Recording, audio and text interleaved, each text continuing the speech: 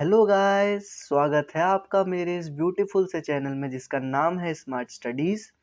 और आज मैं आपको इस वीडियो में कुछ नया सिखाने वाला हूँ, कुछ यूनिक सिखाने वाला हूँ। और जो भी पढ़ाने वाला हूँ वो एकदम क्रिस्प पढ़ाने वाला हूँ, कंसाइज पढ़ाने वाला हूँ। और आपको बिल्कुल अच्छे से समझ में आएगा, बहुत बढ़िया तरीके से। ओके, स्टार्ट करते हैं। सो गाइस, जैसा कि आपने इस चैप्टर के थंबनेल में देख लिया था कि आज हम क्या पढ़ने वाले हैं, तो मैं आपको एक बार फिर से बता देता हूँ। आज हम पढ़ने वाले हैं हमारी क्लास 11 फिजिक्स का एक बहुत ही प्यारा सा चैप्टर जिसका नाम है सर्कुलर मोशन। और हम इसको आज वन शॉट में क्रिस्प तरीके से ख़त्म करते हैं। सो गाइस, जैसा कि आपने इस लेक्चर की इंट्रोडक्शन वीडियो में देख लिया है कि आज हम क्या पढ़ने वाले हैं, आपने इस चैप्टर के थंबनेल में भी देख लिया है कि हम आज क्या पढ़ने वाले हैं, तो मैं भी यहाँ पर एक बार फिर से बता देता हूँ कि आज हम पढ़ने वाले हैं हमारा नेक्स्ट चैप्टर जिसका नाम है सर्कुलर मोशन। ठीक है, इसके पहले जो हमने चैप्टर कंप्लीट किया है वो है न्यूटन्स लॉज ऑफ मोशन। ठीक है, जिसको पढ़ाने में मुझे 3 लेक्चर लग गए, 3 घंटे लग गए। ठीक है, हाँ, मैं ये चीज़ ज़रूर मानता हूँ कि यार कहीं न कहीं है ना, इतना ज़्यादा टाइम मुझे नहीं लगना चाहिए था इसको कंप्लीट करने में, है ना। और कहीं न कहीं जो मेरा मोटो है कि क्रिस्प और कंसाइज़ पढ़ाना है, मैं उसमें भी कहीं न कहीं पीछे रह गया थोड़ा-सा, अगर मैं पिछले चैप्टर को देखूँ तो। बट यार मैं आपसे बस इतना कहूँगा कि भले ही मुझे 3 घंटे लगे हैं, भले ही मुझे 3 लेक्चर्स लगे हैं, बट मैं आपसे इतना गारंटी देता हूँ कि अगर आपने वो 3 लेक्चर अच्छे से कर लिए या आपने अपनी लाइफ़ के वो 3 घंटे न्यूटन्स लॉज़ ऑफ मोशन को दे दिए, तो मैं आपको ये गारंटी देता हूँ कि आप दूसरों को पढ़ा दोगे। आपसे ऐसा कोई सवाल नहीं होगा जो नहीं बनेगा, ऐसा कोई कॉन्सेप्ट नहीं होगा जो आपको नहीं आता होगा, और ऐसी कोई चीज़ नहीं होगी जो आपसे कोई पूछे और आप बता ना पाओ। ठीक है?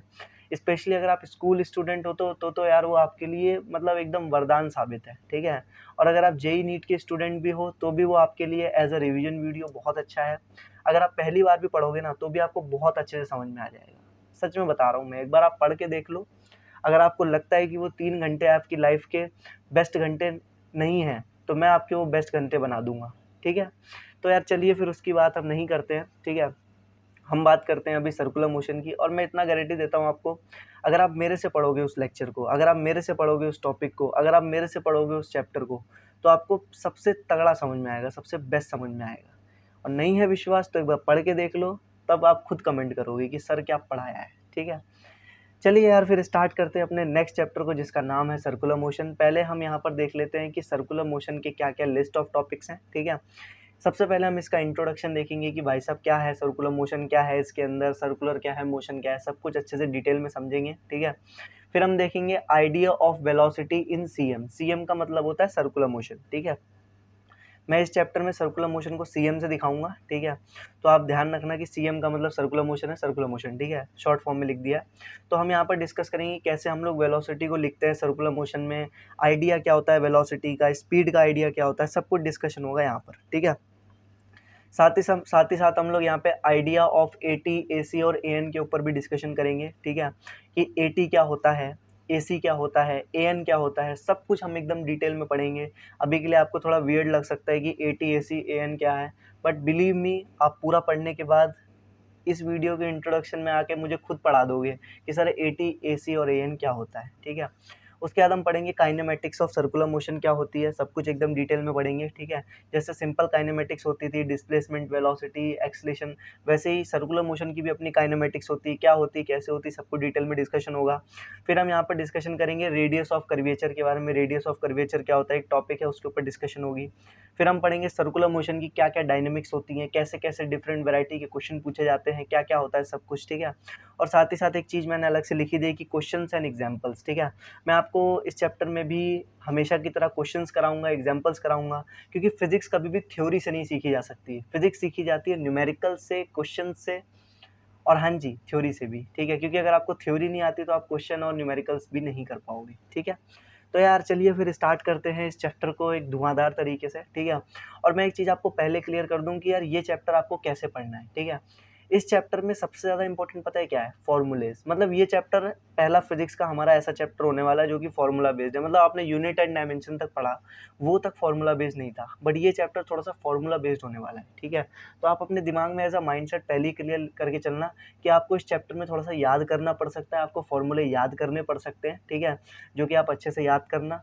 और भाई मैं तो हूँ ही, मैं इतनी बार फॉर्मूले बोलूँगा कि आपको अपने आप याद हो जाएंगे। ठीक है? अगर मैं नहीं कराऊंगा तो भी, या आप नहीं करोगे तो भी, ठीक है। तो यार चलिए फिर स्टार्ट करते हैं इस चैप्टर को बहुत ही बढ़िया तरीके से, जिसका नाम है सर्कुलर मोशन, इसके इंट्रोडक्शन के साथ। चलिए फिर स्टार्ट करते हैं इस चैप्टर को, इस चैप्टर के बहुत ही बढ़िया से इंट्रोडक्शन के साथ, ठीक है। और साथ ही साथ हम एक टॉपिक और लपेट लेंगे जिसका नाम है idea of velocity in circular motion, ठीक है, ताकि ये चैप्टर जल्दी से जल्दी खत्म हो सके, ठीक है। तो सबसे पहले इस चैप्टर के इंट्रोडक्शन में हमें ये देखना है कि सर्कुलर मोशन आखिरकार होता क्या है, ठीक है। तो देखो, जैसा कि आपको मैंने पहले समझाया था कि मोशन का क्या मतलब होता है। मोशन का क्या मतलब होता है भैया, अगर कोई भी बॉडी समय के हिसाब से अपनी, है ना, जगह को चेंज करे, if a body changes its position with respect to time, it is called motion, ठीक है। मतलब कोई बॉडी अगर समय के हिसाब से अपनी जगह को चेंज करे, उसे हम मोशन बोलते हैं। जैसे ये मार्कर अभी यहाँ पे था, इसको मैंने थोड़ी देर बाद देखा है यहाँ पे मिला मेरे को, ठीक है। इसका मतलब क्या हुआ, इस मार्कर ने मोशन किया, ठीक है। अब इसका मतलब क्या है, मोशन का मतलब कि अपनी जगह को चेंज करना समय के हिसाब से, ठीक है। सर्कुलर का मतलब क्या होता है, सर्कुलर का मतलब होता है भैया सर्कल, ठीक है। मतलब अगर कोई बॉडी सर्कुलर मोशन कर रही है, इसका मतलब क्या है कि कोई बॉडी सर्कल में मूव कर रही है, ठीक है। कोई बॉडी सर्कल में मूव कर रही है। तो सर्कुलर मोशन की डेफिनेशन पे आने से पहले हम इसका एकदम बेसिक देसी सा मतलब जान लेते हैं कि हम इस पूरे चैप्टर में पढ़ेंगे कि कोई बॉडी जो होगी ना, वो कैसा मोशन करेगी, वो इस तरीके से मोशन करेगी, ठीक है। कोई बॉडी किस तरीके से मोशन करेगी, इस तरीके से मोशन करेगी। जैसे कि यहाँ पर ये मार्कर रखा हुआ है, मतलब यहाँ पर ये मार्कर का ढक्कन रखा हुआ है, ये इस तरीके से मोशन करेगा, इस तरीके से, ठीक है, इस तरीके से, मतलब ये एक तरीके से सर्कुलर मोशन करेगा, ठीक है।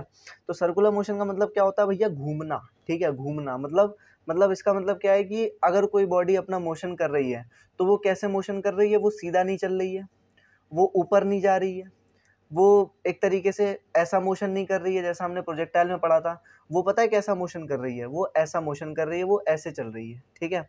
यानी कि कोई चीटी है, कोई पार्टिकल है, वो इस तरीके से मूव कर रहा है, ठीक है, इस तरीके से घूम रहा है, ठीक है। आप सभी ने सर्कल तो पढ़ी रखा होगा, ठीक है। आप सभी ने सर्कल तो पढ़ी रखा होगा, है ना, अपनी पुरानी क्लासेस में, बचपन की क्लासेस में। तो आप सबको सर्कुलर मोशन का मतलब अब तक समझ में आ गया होगा कि कोई बॉडी कैसे मूव कर रही है, सर्कुलर ऑर्बिट में मूव कर रही है, सर्कल में मूव कर रही है, ठीक है। अब यार जैसा कि आप सबको पता है कि जैसे मान लो ये कोई हमारी कार है या फिर ट्रेन है, ठीक है।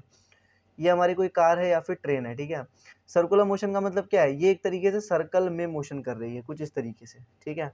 मतलब ये यहाँ से चली चली चली चली चली चली चली चली और वापस से यहीं पे आ गई, ठीक है, इस तरीके से। और फिर वापस चली, फिर चली, फिर चली, फिर चली, फिर चली, फिर चली, फिर चली, फिर से यहीं पे आ गई, फिर चली, फिर चली, फिर चली, फिर चली, फिर चली, फिर चली, फिर चली, फिर चली, फिर चली, फिर चली, फिर चली, फिर से यहीं पे आ गई, ठीक है। इसका मतलब ये कैसे मोशन कर रही है भैया, ये अपना एक सर्कुलर मोशन कर रही है, एक सर्कुलर ऑर्बिट में मूव कर रही है, ठीक है। इसी को हम लोग प्यार से क्या बोलते हैं भैया, सर्कुलर मोशन बोलते हैं, ठीक है। तो आई थिंक इतना आपको समझ में आया होगा कि सर्कुलर मोशन का मतलब क्या है, कि बॉडी का सर्कल में मोशन करना। ये देखो, ये जो बस है ये सीधी नहीं जा रही है, ना ये ऊपर जा रही है, ना ये नीचे जा रही है, ये सर्कल में घूम रही है, ठीक है। किस में घूम रही है, सर्कल में घूम रही है, ठीक है। अब हम यहाँ पर बात कर लेते हैं सर्कुलर मोशन की डेफिनेशन की, ठीक है। देखो, आप सभी ने बचपन से पढ़ रखा है सर्कल के बारे में, थोड़ा सा मैं भी बता देता हूँ कि जैसे कि मान लो हमारा ये सर्कल है, ठीक है। मान लो ये क्या है भैया, सर्कल है एक तरीके का, ठीक है। तो इसका अपना एक सेंटर होगा ओ, ठीक है। सर्कल यार थोड़ा ठीक से नहीं बना, आप देख लेना अपने हिसाब से, ठीक है। मान लो ये सर्कल है, सर्कल का अपना सेंटर होगा ओ, ठीक है। और सर्कल का अपना एक रेडियस होता है जिसको हम लोग किससे रिप्रेजेंट करते हैं, आर से रिप्रेजेंट करते हैं, ठीक है। और उसका अपना एक डायमीटर होता है जो कि 2 टाइम्स होता है किसके, रेडियस के, ठीक है। खैर ये उतना काम नहीं आएगा, जो प्रॉपर्टी है वो मैं आपको समझाता हूँ, ठीक है। जो उसका डायमीटर होगा वो क्या होगा, ये पूरा पार्ट उसका डायमीटर होगा। मैं लिख के नहीं दिखा रहा हूँ, आप समझ जाओ।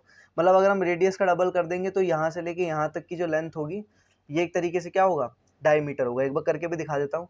जैसे अगर ये वाला पॉइंट ए है, ये वाला पॉइंट बी है, ठीक है, और मैं इसको भी ज्वाइन कर दूँ, ठीक है। तो अगर ये आर है तो ये भी आर हो जाएगा, इतना पार्ट भी आर होगा, ये वाला पार्ट भी आर है, ठीक है।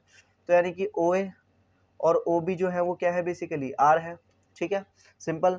तो यहाँ से जो ए बी होगा ना, वो 2r हो जाएगा, और इसी को हम लोग प्यार से डायमीटर बोलते हैं, ठीक है। तो सर्कल का अपना एक रेडियस होता है और उसका अपना एक डायमीटर होता है, ठीक है। यही हमें पूरे सर्कुलर मोशन में एक तरीके से समझना होता है, ठीक है। तो अब यहाँ पर क्या होगा, कोई बॉडी सर्कुलर मोशन करेगी, सर्कल में मोशन करेगी, सर्कल टाइप मोशन करेगी, ठीक है। तो उसके लिए हमें जो सर्कुलर मोशन की डेफिनेशन ध्यान रखनी है वो ये है कि अगर कोई बॉडी एक फिक्स पॉइंट से कांस्टेंट डिस्टेंस हमेशा मेंटेन करके मूव करे, तो उसे हम क्या बोलते हैं, सर्कुलर मोशन बोलते हैं। मतलब क्या, देखो, जैसे कि मान लो ये कोई पॉइंट है ओ, ठीक है, ये कोई पॉइंट है O, और यहाँ पर यहाँ पर मैं हूँ, ठीक है, यहाँ पर मान लो मैं हूँ, ठीक है, इस तरीके से, और मैं इस वाले O वाले पॉइंट से जो था वो किसी R डिस्टेंस दूरी पे था, ठीक है, किसी R डिस्टेंस दूरी पे था, ठीक है। तो मैं कुछ इस तरीके से मूव करूं, मैं अपनी बॉडी को कुछ इस तरीके से चलाऊं, ठीक है, जिससे कि इस O वाले पॉइंट से हमेशा मेरा डिस्टेंस R मेंटेन रहे, ठीक है। मतलब बॉडी का मोशन कुछ इस तरीके से हो कि उसका distance from the fix point हमेशा कांस्टेंट रहे, ठीक है। मतलब फिर मेरे को कैसे मूव करना पड़ेगा, सर्कुलर मोशन में मूव करना पड़ेगा इस तरीके से, ठीक है। मैं यहाँ से चलूंगा चलूंगा चलूंगा चलूंगा चलूंगा चलूंगा चलूंगा चलूंगा यहाँ पर आ जाऊंगा, ठीक है। तो सिंपल आप यहाँ पर देख पा रहे हो कि जब मैं यहाँ पे था तब भी मेरा O से डिस्टेंस R था, जब मैं यहाँ पर आया हूँगा किसी टाइम पे तब भी मेरा O से डिस्टेंस R ही रहा होगा, जब मैं यहाँ पर आया हूँगा तब भी मेरा O से डिस्टेंस R ही रहा होगा, जब मैं यहाँ पर आया हूँगा तब भी मेरा O से डिस्टेंस R ही रहा होगा, ठीक है। इसे ही हम लोग प्यार से क्या बोलते हैं, सर्कुलर मोशन बोलते हैं, ठीक है। तो सर्कुलर मोशन की डेफिनेशन सिंपल बस इतनी सी है कि कोई बॉडी कुछ इस तरीके से मूव कर रही है जिससे उसका जो डिस्टेंस है फिक्स पॉइंट से वो हमेशा कांस्टेंट है, इसका मतलब बॉडी सर्कुलर मोशन में मूव कर रही है, ठीक है। तो यही है, देखो सिंपल एक और एग्जांपल दे देता हूँ। जैसे मान लो ये कोई कार है, ठीक है, ये कोई पॉइंट P है, ठीक है, यहाँ से इसका डिस्टेंस R है, ये कार कुछ इस तरीके से मूव करे जिससे उसका जो डिस्टेंस है, जो कार का डिस्टेंस है P से, वो हमेशा R ही रहा है, ठीक है। तो ये कार कैसे मूव करेगी, सर्कुलर मोशन में अगर ये मूव कर ले तो अगर ये कार यहाँ पे होगी तब भी इसका डिस्टेंस R होगा, अगर ये कार यहाँ पे होगी तब भी इसका डिस्टेंस R होगा, अगर ये कार यहाँ पे होगी तब भी इसका डिस्टेंस R होगा, ठीक है। तो मैंने बहुत सारे बच्चों से बात करी है, बहुत सारे बच्चों से सुना है, ऐसा सीखते हुए, ऐसा पढ़ते हुए मैंने देखा है, ठीक है, कि अगर उनसे सर्कुलर मोशन के बारे में पूछो तो वो कहने लगते हैं बॉडी का घूमना ही सर्कुलर मोशन होता है। नहीं, बॉडी का घूमना सर्कुलर मोशन नहीं होता है, बॉडी का किसी फिक्स पॉइंट से कांस्टेंट डिस्टेंस पे हर एक पॉइंट ऑफ टाइम पे रहना सर्कुलर मोशन होता है, ठीक है। तो सर्कुलर मोशन का मतलब क्या होता है भैया, फटाफट से लिख लेते हैं, ठीक है। आई थिंक आपको समझ में आ गया होगा सर्कुलर मोशन का मतलब क्या है, कि if a body moves in such a way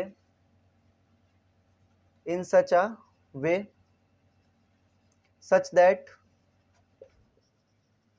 its distance from a point is always constant,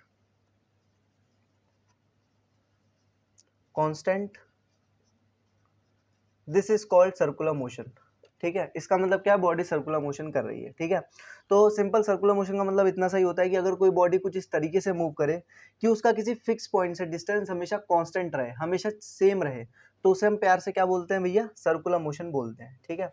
अब सर्कुलर मोशन भी क्या होता है, अपने दो टाइप्स का होता है, ठीक है। एक होता है हमारा यूनिफॉर्म सर्कुलर मोशन, एक होता है हमारा यूनिफॉर्म सर्कुलर मोशन, CM का मतलब सर्कुलर मोशन, और एक होता है हमारा नॉन यूनिफॉर्म सर्कुलर मोशन।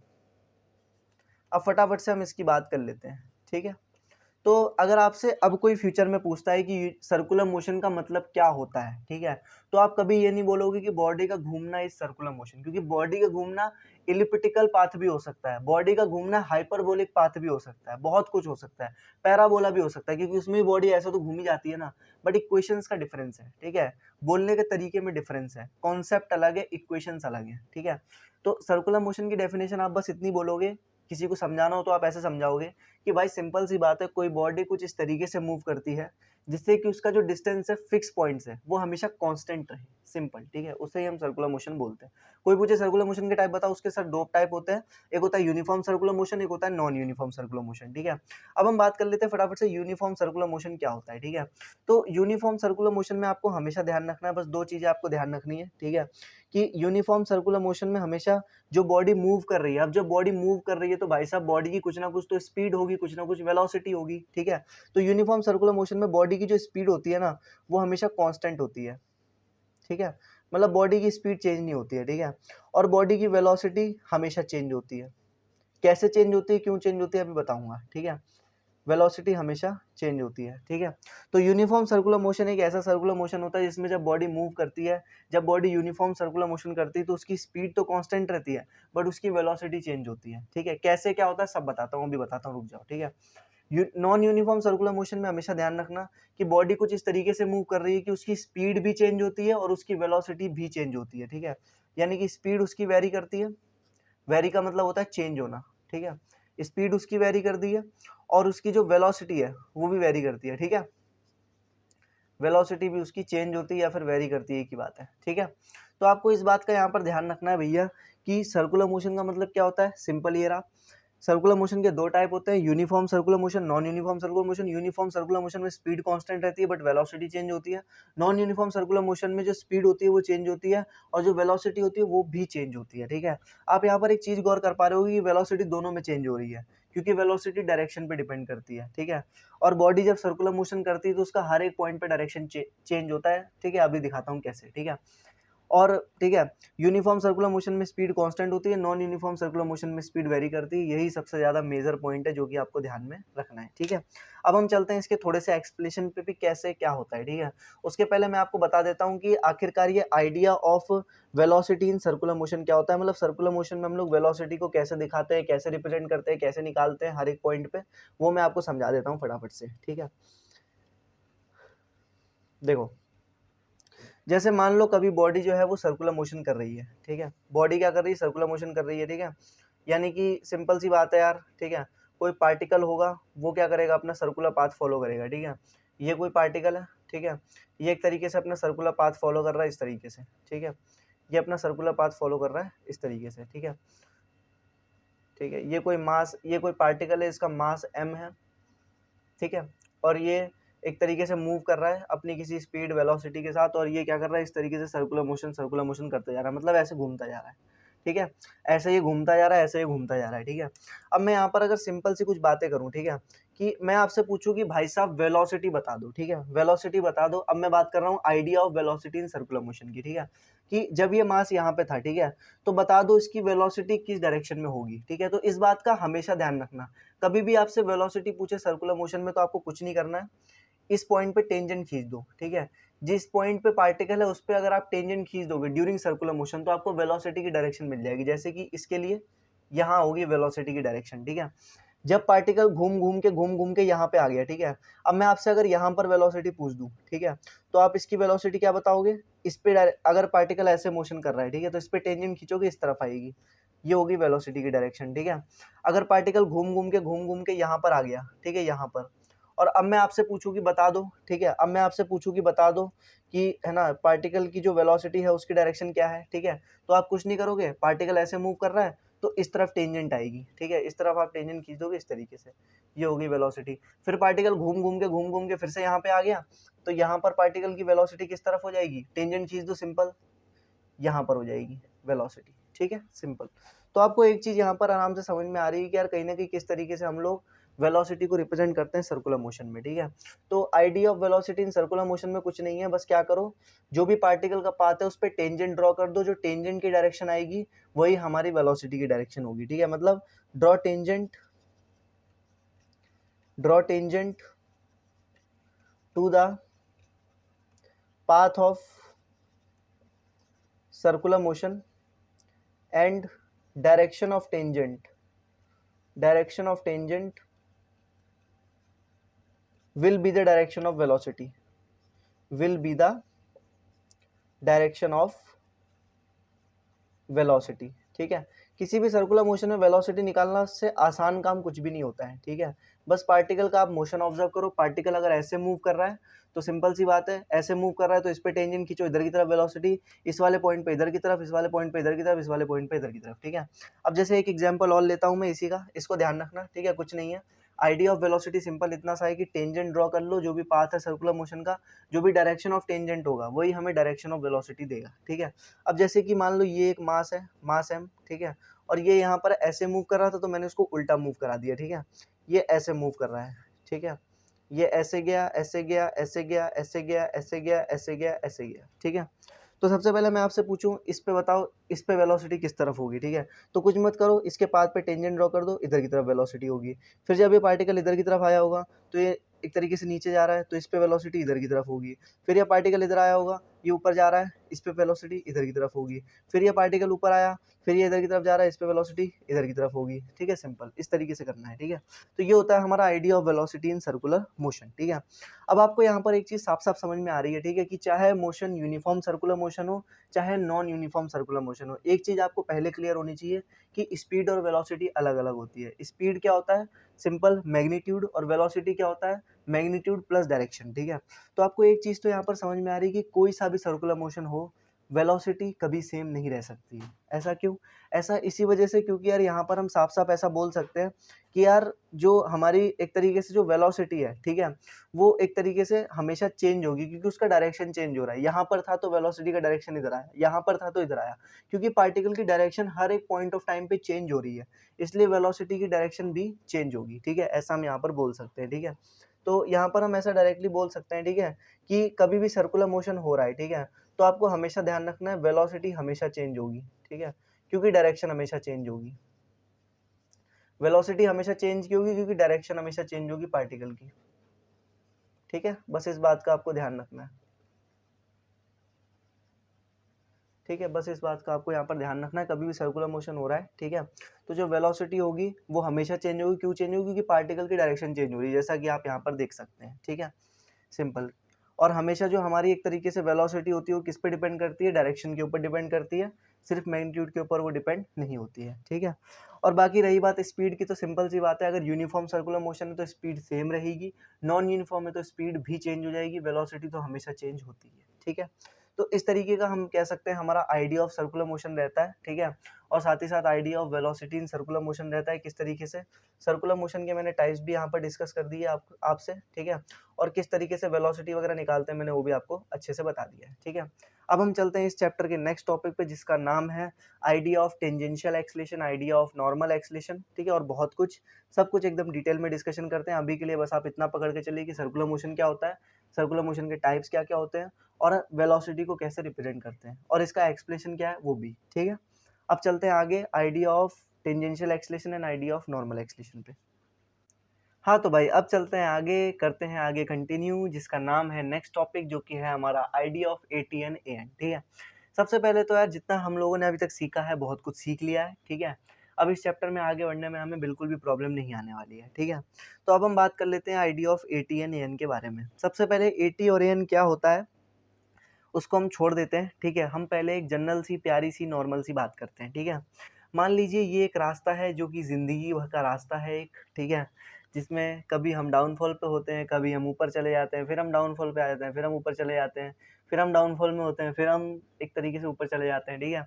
तो कोई ना कभी हम एकदम मिड में होते हैं, जहाँ हमारे साथ ना कुछ अच्छा हो रहा होता है ना कुछ बुरा हो रहा होता है, ठीक है। कोई ना, ये सब तो चलता रहता है। हालांकि मान लेते हैं कि ये एक रास्ता है प्यारा सा, ठीक है, ऊबड़ खाबड़ सा, ठीक है। और यहाँ पर मान लिया हम अपनी कार को लेके चल पड़े, ठीक है, ये हमारी कार है प्यारी सी, ठीक है। अब कुछ लोग कहेंगे सर ये कार तो लग नहीं रही है, बट ठीक है कोई बात नहीं, ठीक है।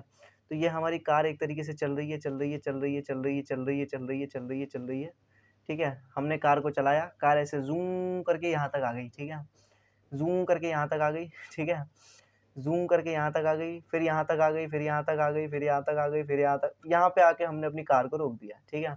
भाई ये कार ही है, ठीक है, इसको और कुछ मत समझ लेना, ये कार ही है बेसिकली, ठीक है। या बॉल भी मान सकते हो कि मैंने बॉल को ऐसे फेंक दिया, बॉल ऐसे चलते चलते चलते चलते फाइनली यहाँ पे आ गई, मतलब बॉल पहले ए पॉइंट पे थी, फिर वो बी पॉइंट पे आ गई, ठीक है, यहाँ पर हमारी बॉल है, सिंपल, ठीक है।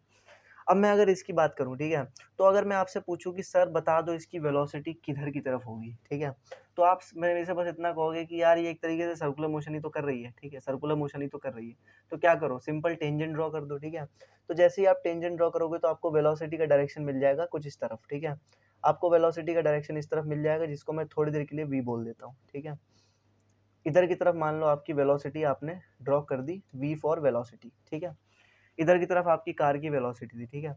और थोड़ी देर के लिए ऐसा मान लो, क्योंकि यार हम लोग न्यूटन लॉज ऑफ मोशन सब कुछ पढ़ के आ चुके हैं, ठीक है। तो थोड़ी देर के लिए ऐसा मान लो कि इसके ऊपर बहुत सारे फोर्सेस लग रहे थे। सिंपल सी बात है भैया, जब तक फोर्सेस नहीं लगेंगे तब तक कोई बॉडी मूव नहीं कर सकती है, ठीक है। इसको यहाँ से यहाँ तक लाने में बहुत सारे फोर्सेस लगे होंगे, ठीक है। और मान लिया सारे फोर्सेस का अपना एक रिजल्टेंट आ गया, ठीक है, मतलब पहली बात यहाँ से यहाँ तक आने के ऊपर इसके ऊपर जितने भी फोर्सेस लगे, ठीक है, इसके ऊपर जितने भी फोर्सेस लगे उन सबका एक रिजल्टेंट आ गया, ठीक है। और उन सब के रिजल्टेंट की वजह से इसके पास एक एक्सेलरेशन आ गया, जो कि इसकी पास कुछ इस तरफ था, ठीक है। मान लिया इसका जो नेट एक्सलेशन है इस बॉडी का, ठीक है, वो मैंने मान लिया कुछ इस तरफ है, जिसको मैंने ए से बोल दिया, ठीक है। मतलब वी फॉर क्या है, वेलोसिटी, जो कि हमें दिख रहा है साफ साफ, ठीक है। और इसका जो नेट एक्सलेशन सारी फोर्सेस की वजह से आ गया, ठीक है, मतलब इसके ऊपर जितने भी फोर्सेस लग रहे थे उन सब की वजह से इसके ऊपर जो नेट एक्सलेशन निकल के आया वो ए निकल के आ गया, लेट सपोज, ठीक है। ए क्या है, नेट एक्सलेशन, ठीक है, ए नेट मतलब नेट एक्सलेशन, ठीक है। और मान लिया इसका जो वेलोसिटी के साथ एंगल था वो थोड़ी देर के लिए थीटा था, ठीक है, थीटा था। तो सिंपल सी बात है यार, आप यहाँ पर अगर मैं इसको अलग से ड्रॉ करके दिखाऊं, ठीक है, तो आप सिंपल कहोगे सर ये कोई बी पॉइंट है, ये अपनी बॉडी है, इसके ऊपर वेलोसिटी इस तरफ लग रही है, इसका एक्सलेशन कुछ इस तरफ है, नेट एक्सलेशन, और इन दोनों के बीच में एंगल क्या है, थीटा, ठीक है। तो अगर आप एक्सलेशन का कंपोनेंट करोगे तो एक्सलेशन का एक कंपोनेंट इस तरफ आ जाएगा, ए कॉस थीटा, ठीक है, और एक्सलेशन का एक कंपोनेंट इधर की तरफ आ जाएगा, ए साइन थीटा, ठीक है, ए साइन थीटा, ठीक है, सिंपल। एक बार फिर से बता देता हूँ, वेलोसिटी निकालना आपको अभी बता चुका हूँ, टेंजेंट ड्रॉ कर दो रास्ते में, आपको वेलोसिटी मिल जाएगी। बस ये एक्सलेशन एक नया टर्म निकल के आया है। ये भी क्या है, ये भी सिंपल एक काल्पनिक चीज है, ठीक है। काल्पनिक चीज है मतलब मान लिया हमने कि सबका नेट एक्सलेशन जो है सारी फोर्सेस का जो की वजह से जो नेट रिजल्टेंट का जो नेट एक्सलेशन आ रहा था वो कुछ इस तरफ आ रहा था, जिसका इससे एंगल थीटा था, ठीक है। तो मान लिया सिंपल, तो इसका एक कंपोनेंट इधर ए कॉस थीटा और इधर ए साइन थीटा, ठीक है। तो आपको एक चीज यहाँ पर हमेशा ध्यान रखनी है, ठीक है, कि एक्सलेशन का वो कंपोनेंट, एक्सेलरेशन का वो कंपोनेंट जो वेलोसिटी की तरफ हो उसे हम बोलते हैं टेंजेंशियल एक्सलेशन, एटी। और एक्सलेशन का वो कंपोनेंट जो वेलोसिटी के परपेंडिकुलर हो उसे हम बोलते हैं ए एन, ठीक है। मतलब ए कॉस थीटा जो होगा ना यहाँ पर, मतलब एक्सलेशन का वो कंपोनेंट जो वेलोसिटी की तरफ हो उसे हम क्या बोलेंगे, टेंजेंशियल एक्सलेशन, ठीक है। ए कॉस थीटा एटी हो जाएगा। और एक्सलेशन का वो कंपोनेंट जो वेलोसिटी के परपेंडिकुलर हो उसे हम बोलेंगे ए एन, यानी कि नॉर्मल एक्सलेशन, ठीक है। तो यहाँ पर ए साइन थीटा क्या हो जाएगा, नॉर्मल एक्सलेशन, ठीक है, सिंपल। तो एटी का मतलब क्या है, tangential acceleration, tangential acceleration. Tangential मतलब क्या है, टेंजेंट की तरफ, सिंपल आप बोल सकते हो, ठीक है।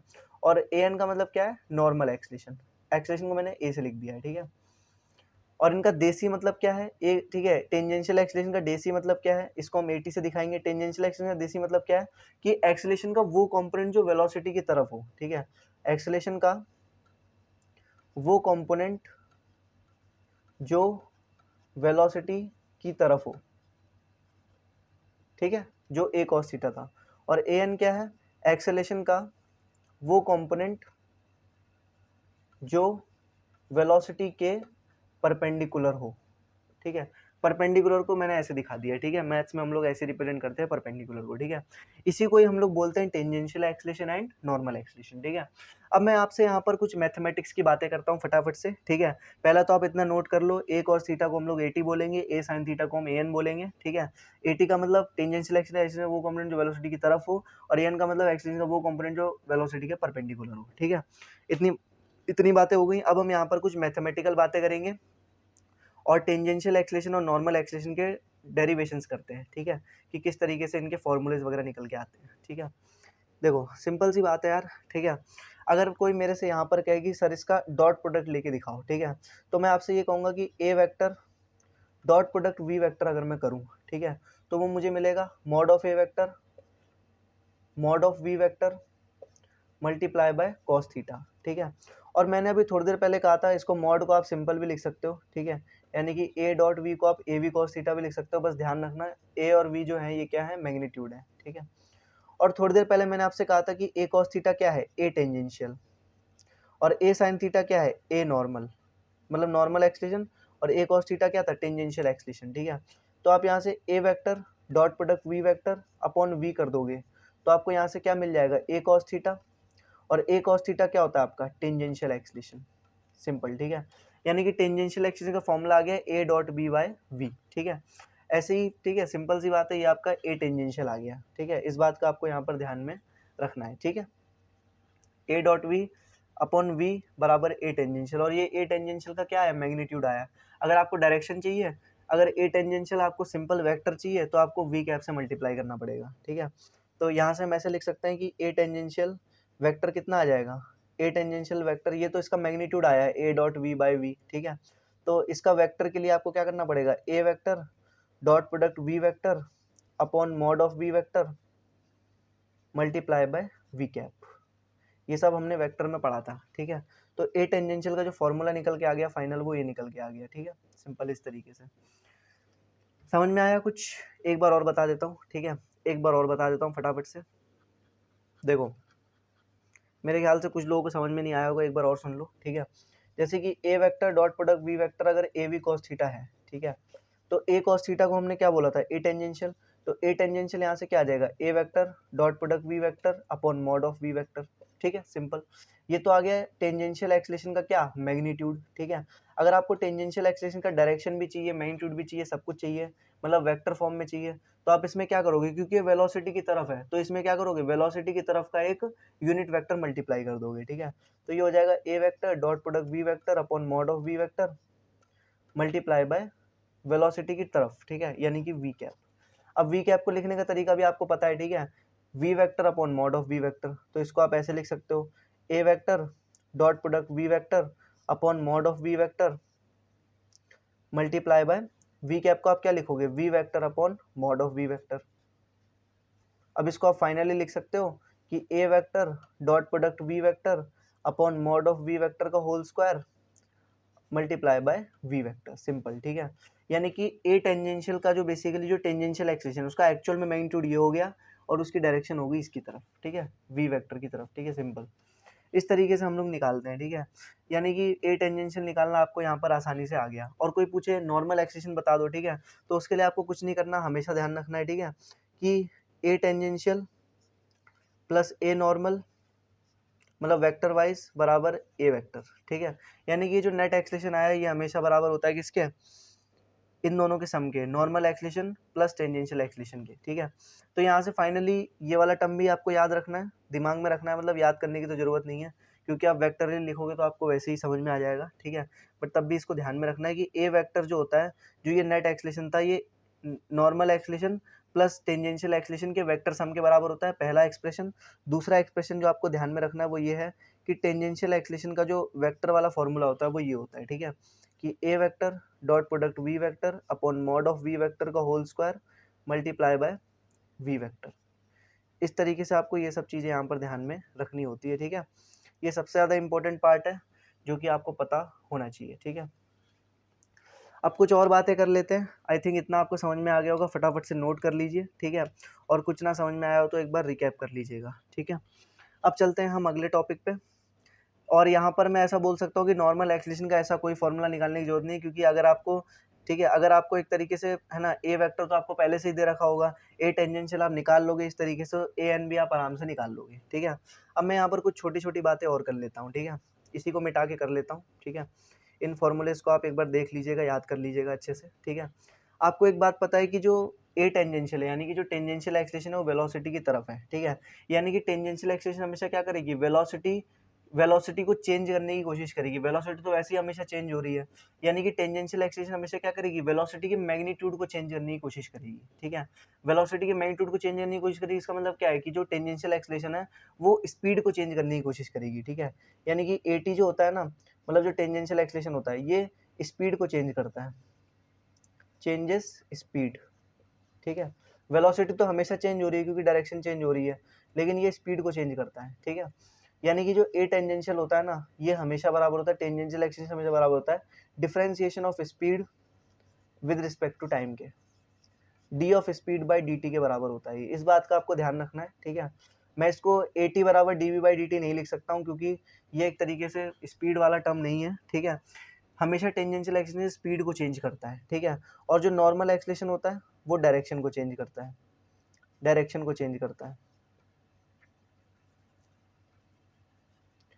मतलब वेलोसिटी की स्पीड को, वेलोसिटी के मैग्नीट्यूड को चेंज करने की जिम्मेदारी ए टेंजेंशियल की है, वेलोसिटी के डायरेक्शन को चेंज करने की जिम्मेदारी ए नॉर्मल की है, ठीक है। इस बात का आपको यहाँ पर ध्यान में रखना है, ठीक है।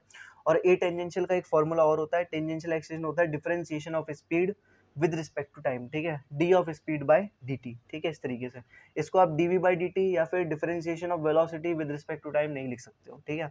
और बाकी आपको एक चीज़ ध्यान रखना है, वेलोसिटी अगर है तो उसका अपना एक मैग्नीट्यूड है, अपना एक डायरेक्शन है। तो वेलोसिटी के मैग्नीट्यूड को कौन चेंज करेगा, ए टी, और वेलोसिटी के डायरेक्शन को कौन चेंज करेगा, ए एन, ठीक है। इस बात का आपको ध्यान में रखना है, यहीं से हमारा पूरा सर्कुलर मोशन चलता है ए टी और ए एन की वजह से, ठीक है। और बाकी ये वाला टर्म तो आपको वैसे भी हमेशा ध्यान में रखना होता है, ठीक है। यहाँ से हमने आइडिया ऑफ AT और AN को भी कंप्लीट कर लिया, ठीक है, बहुत अच्छे से। और आई होप आपको सब कुछ समझ में भी आया हो, ठीक है। बस आप कभी ऐसे कंफ्यूज मत हो जाना, बस आप इतना ध्यान रखना है AT हमेशा वेलोसिटी के मैग्नीट्यूड को चेंज करता है और AN हमेशा वेलोसिटी के डायरेक्शन को चेंज करता है, ठीक है, सिंपल। और आपसे मैं एक क्वेश्चन पूछता हूँ कि कभी अगर यूनिफॉर्म सर्कुलर मोशन है, ठीक है, तो उस वाले केस में आपने पढ़ा था कि स्पीड हमेशा सेम रहती है, वेलोसिटी हमेशा चेंज होती है। इसका मतलब क्या है? इसका मतलब सिंपल सा यार यही होता है कि जो ए टेंजेंशियल होगा ना वो हमेशा जीरो होगा, क्योंकि सिंपल सी बात है, अगर स्पीड सेम है, ठीक है, अगर स्पीड कांस्टेंट है, तो डिफरेंशिएशन ऑफ कांस्टेंट हमेशा जीरो हो जाता है। तो ए टेंजेंशियल हमेशा जीरो आता है और ए नॉर्मल कभी भी जीरो नहीं होता, क्योंकि वेलोसिटी चेंज हो रही है, क्योंकि डायरेक्शन चेंज हो रही है। नॉर्मल एक्सेलेरेशन तब तक आएगा जब तक डायरेक्शन चेंज हो रही है, सिंपल, इस बात का आपको ध्यान में रखना है। ये होता है यूनिफॉर्म सर्कुलर मोशन में, ठीक है। और नॉन यूनिफॉर्म सर्कुलर मोशन में अगर मैं बात करूँ, नॉन यूनिफॉर्म सर्कुलर मोशन में क्या होता है, ठीक है, नॉन यूनिफॉर्म सर्कुलर मोशन में क्या होता है, तो ये भी आप ध्यान रखना कि स्पीड जो होती है वो चेंज नहीं होती है, ठीक है, स्पीड चेंज होती है, सॉरी, ठीक है, स्पीड जो होती है वो चेंज होती है, स्पीड चेंज होती है, वेलोसिटी भी चेंज होती है। इसका मतलब यहाँ पर AT भी नॉन ज़ीरो है और AN भी नॉन ज़ीरो है, ठीक है, इस बात का आपको ध्यान में रखना है यहाँ पर, ठीक है। यानी यूनिफॉर्म सर्कुलर मोशन में हमेशा टेंजेंशियल एक्सेलेरेशन जीरो होगा, नॉर्मल एक्सेलेरेशन नॉन जीरो होगा, और नॉन यूनिफॉर्म सर्कुलर मोशन में दोनों नॉन जीरो होंगे, ठीक है, इस बात का आपको यहाँ पर ध्यान में रखना होता है, ठीक है। अब हम यहाँ पर बात कर लेते हैं फटाफट से काइनेमेटिक्स ऑफ सर्कुलर मोशन के बारे में, ठीक है। चलिए यार, अभी हम चलते हैं आगे, ठीक है, काइनेमेटिक्स ऑफ सर्कुलर मोशन पे। अभी हमने बहुत सारी चीज़ें डिस्कस कर ली हैं और साथ ही साथ हम रेडियस ऑफ कर्वेचर के बारे में भी डिस्कशन कर लेंगे, और जो एक्चुअल में सर्कुलर मोशन होता है उसमें क्या क्या सारी चीज़ें होती हैं, क्या क्या एक्सलेशन होता है, क्या क्या टेंजेंशियल एक्सलेशन होता है, क्या नॉर्मल एक्सलेशन होता है, हम सब कुछ बहुत अच्छे से डिस्कशन करेंगे यहाँ पर, ठीक है। और जो रिविजन कर रहा है बच्चा उसके लिए भी ये हेल्पफुल होगा, और जो पहली बार पढ़ रहा है उसके लिए भी हेल्पफुल होगा, ठीक है। तो चलिए फिर स्टार्ट करते हैं काइनेमेटिक्स ऑफ सर्कुलर मोशन के साथ, ठीक है। तो जैसा कि यार आपको पता है, अगर मैं यहाँ पर सिंपल काइनेमेटिक्स की बात करूँ, ठीक है, सिंपल काइनेमेटिक्स की बात करूँ जो मैं आपसे पहले डिस्कस कर चुका हूँ, ठीक है, तो उसमें मैंने आपको क्या पढ़ाया है, ठीक है, उसमें मैंने आपको पढ़ाया है कि यार, है ना, जो डिस्प्लेसमेंट होता है, ठीक है, डिस्प्लेसमेंट होता है उसको हम एक्स से रिप्रेजेंट करते हैं, ठीक है, डिस्प्लेसमेंट को हम लोग एक्स से रिप्रेजेंट करते हैं, वी से हम लोग वेलोसिटी को रिप्रेजेंट करते हैं, ठीक है, वी से हम लोग वेलोसिटी को रिप्रेजेंट करते हैं, और ए से हम लोग एक्सलेशन को रिप्रेजेंट करते हैं, ठीक है। ये मैंने आपको motion in a straight line में ही पढ़ा दिया था, ठीक है, एक्स से डिस्प्लेसमेंट, वी से वेलोसिटी, ए से एक्सलेशन, ठीक है। अब अगर मैं यहाँ पर काइनेमेटिक्स की बात करूँ, ठीक है, काइनेमेटिक्स इन सर्कुलर मोशन, ठीक है, तो सर्कुलर मोशन में क्या होता है, देखो, डिस्प्लेसमेंट पूरा लिख देता हूँ, डिस्प्लेसमेंट, ठीक है। तो सर्कुलर मोशन में यार ऐसा होता है कि जैसे वहाँ पर एक्स हुआ करता था, ठीक है, जैसे वहाँ पे डिस्प्लेसमेंट हुआ करता था, वैसे यहाँ पर थीटा होता है, ठीक है, जैसे वहाँ पर वेलोसिटी हुआ करती थी वैसे यहाँ पर ओमेगा होता है, और जैसे वहाँ एक्सलेशन हुआ करता था वैसे यहाँ पर अल्फा होता है, ठीक है। थीटा यहाँ पर हम बोलते हैं थीटा को एंगुलर डिस्प्लेसमेंट, ठीक है, एंगुलर डिस्प्लेसमेंट, ठीक है, थीटा को यहाँ पर बोला जाता है एंगुलर डिस्प्लेसमेंट, ठीक है। ओमेगा को यहाँ पर बोला जाता है एंगुलर वेलोसिटी, ओमेगा को यहाँ पर बोला जाता है एंगुलर वेलोसिटी, ठीक है, और अल्फा का यहाँ पर बोला जाता है एंगुलर एक्सलेशन, ठीक है, एंगुलर एक्सलेशन, ठीक है, एंगुलर एक्सलेशन। इनकी डेफिनेशन मैं भी बता दूंगा, वैसे इनकी डेफिनेशन कहीं इंपॉर्टेंट नहीं है, कहीं काम नहीं आती है, बट फील के लिए अगर आपको फील लेनी है तो वो मैं आपको बता दूंगा, ठीक है। थीटा, ओमेगा, अल्फा तीनों की डेफिनेशन मैं आपको बता दूंगा बहुत अच्छे से, ठीक है, जैसे मैंने इसकी बताई थी। पहले हम जो मैथमेटिकल एक्सप्रेशन है उन पे बात कर लेते हैं, ठीक है, बिल्कुल सेम है एकदम, कोई भी टेंशन लेने की जरूरत नहीं। जैसे यहाँ पे एक्स था वैसे यहाँ पे थीटा है, डिस्प्लेसमेंट एंगुलर डिस्प्लेसमेंट, जैसे यहाँ वी था वेलोसिटी वैसे यहाँ पर ओमेगा है एंगुलर वेलोसिटी, जैसे एक्सलेशन हुआ करता था ए से वैसे यहाँ पर एंगुलर एक्सलेशन होगा अल्फा से, ठीक है। अब जैसा कि हम वहाँ पर पढ़ते थे कि यार जो हमारा वेलोसिटी होता है, ठीक है, वो dx/dt होता है, ठीक है, जो एक्सल, ठीक है, पहले इस पे डिस्कशन कर लेते हैं, ठीक है। जैसे हम लोग वहाँ पे पढ़ा करते थे कि वेलोसिटी dx/dt होता है, ठीक है, वैसे ही हम यहाँ पर पढ़ेंगे कि जो ओमेगा होता है, मतलब यहाँ पर हम लोग पढ़ते हैं कि जो ओमेगा होता है ना वो d θ/dt होता है, ठीक है। मतलब जैसे हम लोग यहाँ पर वेलोसिटी को बोलते थे कि है ना, कि rate of change of displacement is called velocity, ठीक है। वैसे यहाँ पर हम एंगुलर वेलोसिटी के लिए क्या बोलेंगे, rate of change of angular displacement is called angular velocity, rate of change of angular displacement is called angular velocity, ठीक है। जैसे यहाँ पर एक टर्म हुआ करता था एक्सेलरेशन, ठीक है, इसको हम लिखते थे dv बाई dt। वैसे ही यहाँ पर एक टर्म होगा अल्फा, ठीक है, और हम इसको क्या पढ़ते थे कि acceleration is defined as the rate of change of velocity, ठीक है। वैसे ही हम यहाँ पे बोलेंगे angular acceleration is defined as the rate of change of angular velocity. बस एंगुलर वाला टर्म एक्स्ट्रा आ जाता है, दैट्स इट, ठीक है। बस एंगुलर वाला टर्म यहाँ पर एक्स्ट्रा आ जाता है, ठीक है। बस आपको इतना यहाँ पर ध्यान में रखना है, ठीक है। इस तरीके से ये दोनों एक्सप्रेशन होते हैं, ये आपको ध्यान में रखने हैं, ठीक है। बाकी मैं अगर यहाँ पर बात करूँ तो एंगुलर एक्सेलेरेशन की डेफिनेशन अगर कोई पूछे तो आप बस इतना बोल देना, मैं अब लिख के नहीं दिखा रहा हूँ, ठीक है, क्योंकि वो आप समझदार हो, सेल्फ अंडरस्टूड हो, ठीक है। पहले तो अगर कोई आपसे एंगुलर वेलोसिटी की डेफिनेशन पूछे तो आप सिंपल बोलना, it is defined as the rate of change of angular displacement, ठीक है। It is defined as the rate of change of angular displacement, जैसे आप यहाँ पे बोलते हैं rate of change of displacement, वैसे ही यहाँ पर rate of change of angular displacement, ठीक है। कोई यहाँ पर आपसे एंगुलर एक्सेलेरेशन पूछे तो आप सिंपल बोलना, it is defined as the rate of change of angular velocity, ठीक है। मतलब एंगुलर वेलोसिटी किस रेट से चेंज हो रही है उसे हम एंगुलर एक्सेलेरेशन बोलते हैं, एंगुलर डिस्प्लेसमेंट किस रेट से चेंज हो रहा है उसे हम एंगुलर वेलोसिटी बोलते हैं, ठीक है, जैसे हम लोग यहाँ पर बोला करते थे, ठीक है। बिल्कुल सेम एक्सप्रेशन से, इसमें कुछ भी एक्सप्लेन करने की जरूरत नहीं है, ठीक है। एक चीज़ छोटी सी जो मैं आपको एक्सप्लेन करना चाहता हूँ वो है एंगुलर डिस्प्लेसमेंट क्या होता है, ठीक है, क्योंकि आपसे कोई एंगुलर डिस्प्लेसमेंट पूछ सकता है, ठीक है। जैसे डिस्प्लेसमेंट हुआ करता था ना कि बॉडी यहाँ से उठ के यहाँ चली गई, है ना, difference between the initial and final position, ठीक है, इज कॉल्ड डिस्प्लेसमेंट। तो एंगुलर डिस्प्लेसमेंट का मतलब समझ लेते हैं एक बार, ठीक है।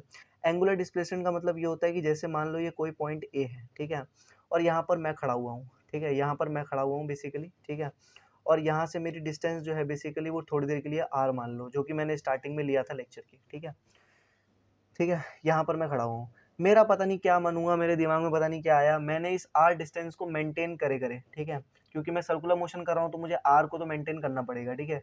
मैंने इसको करे करे करे करे करे करे करे करे करे करे मैंने क्या कर दिया, मैंने अपना मूवमेंट कर लिया और मैं यहाँ पर आके खड़ा हो गया, ठीक है, मतलब मैं यहाँ से डायरेक्ट यहाँ पे आ गया, मैंने अपना डिस्प्लेसमेंट कर लिया, ठीक है। और अब भी मेरा डिस्टेंस जो था वो आर था, क्योंकि मैं सर्कुलर मोशन कर रहा हूँ तो मेरे को आर तो मेंटेन रखना पड़ेगा, ठीक है। मतलब मैंने इस तरीके से कुछ मोशन कर लिया आर्क की टाइप्स, ठीक है, आर्क आपने सुना होगा, मैंने इस तरीके से मोशन कर लिया अपना, ठीक है, सिंपल। तो बस आपको इतना ध्यान रखना है, मैं यहाँ से उठ के यहाँ पे आ गया तो मैंने क्या किया, किसी थीटा एंगल में चला, ठीक है। इसी थीटा को हम लोग एंगुलर डिस्प्लेसमेंट बोलते हैं, ठीक है, सिंपल। इसी थीटा को हम लोग क्या बोलते हैं, एंगुलर डिस्प्लेसमेंट बोलते हैं। मतलब बॉडी कितना एंगल घूमी है, ठीक है, बॉडी कितना एंगल चली है किसी फिक्स पॉइंट से, ठीक है। मतलब यहाँ पे थी, यहाँ से उठ के यहाँ पे आ गई तो कितना एंगल घूम गई, ठीक है, थीटा। इसी थीटा को हम लोग बोलते हैं एंगुलर डिस्प्लेसमेंट, ठीक है। और जो भी rate of change of angular displacement होता है, एंगुलर डिस्प्लेसमेंट का जो रेट चेंज होता है उसे ओमेगा बोलते हैं, ठीक है, जिसको हम एंगुलर वेलोसिटी कहते हैं। और एंगुलर वेलोसिटी का जो रेट ऑफ चेंज ऑफ होता है विद रिस्पेक्ट टू टाइम उसे हम लोग क्या बोलते हैं, एंगुलर एक्सेलेरेशन बोलते हैं, ठीक है, सिंपल। एक बार और लिख देता हूँ, ओमेगा होता है D theta by D T, मतलब इसी का rate of change of angular velocity. और जो ओमेगा का रेट चेंज होता है उसे हम अल्फा बोलते हैं, D omega by D T will be equal to alpha, ठीक है, इस तरीके से। बस आपको ये सब चीज़ें यहाँ पर ध्यान में रखनी है, इससे आपका ये पूरा टॉपिक अच्छे से क्लियर हो जाता है, ठीक है। अब आप लोगों के दिमाग में ख्याल आ रहा होगा कि सर जैसे वहाँ पर हमारा है ना, जैसे वहाँ पे 3 इक्वेशंस थी, S is equal to U T plus half A T square, V square is equal to you square plus 2as, है ना, और साथ ही साथ वी बराबर यू प्लस ए टी, क्या ऐसे यहाँ पे भी होती है? बिल्कुल होती है, अभी करके दिखाता हूँ, ठीक है। अभी पहले मैं ये पूरा मिटा देता हूँ, ठीक है, आपको इतना तो समझ में आ ही गया होगा, और नहीं समझ में आया तो एक बार रिमाइंड करके देख लेना, रिवाइंड करके, ठीक है। अब यहाँ पर हम बात कर लेते हैं, ठीक है, कि जैसे अगर मैं काइनेमेटिक्स में बात करूँ, ठीक है, तो वहाँ पर हमने पढ़ा था v बराबर यू प्लस ए टी, वहाँ पर हमने पढ़ा था s बराबर U T plus half A T square, ठीक है। वहाँ पर हमने पढ़ा था V square is equal to you square plus 2as, ठीक है।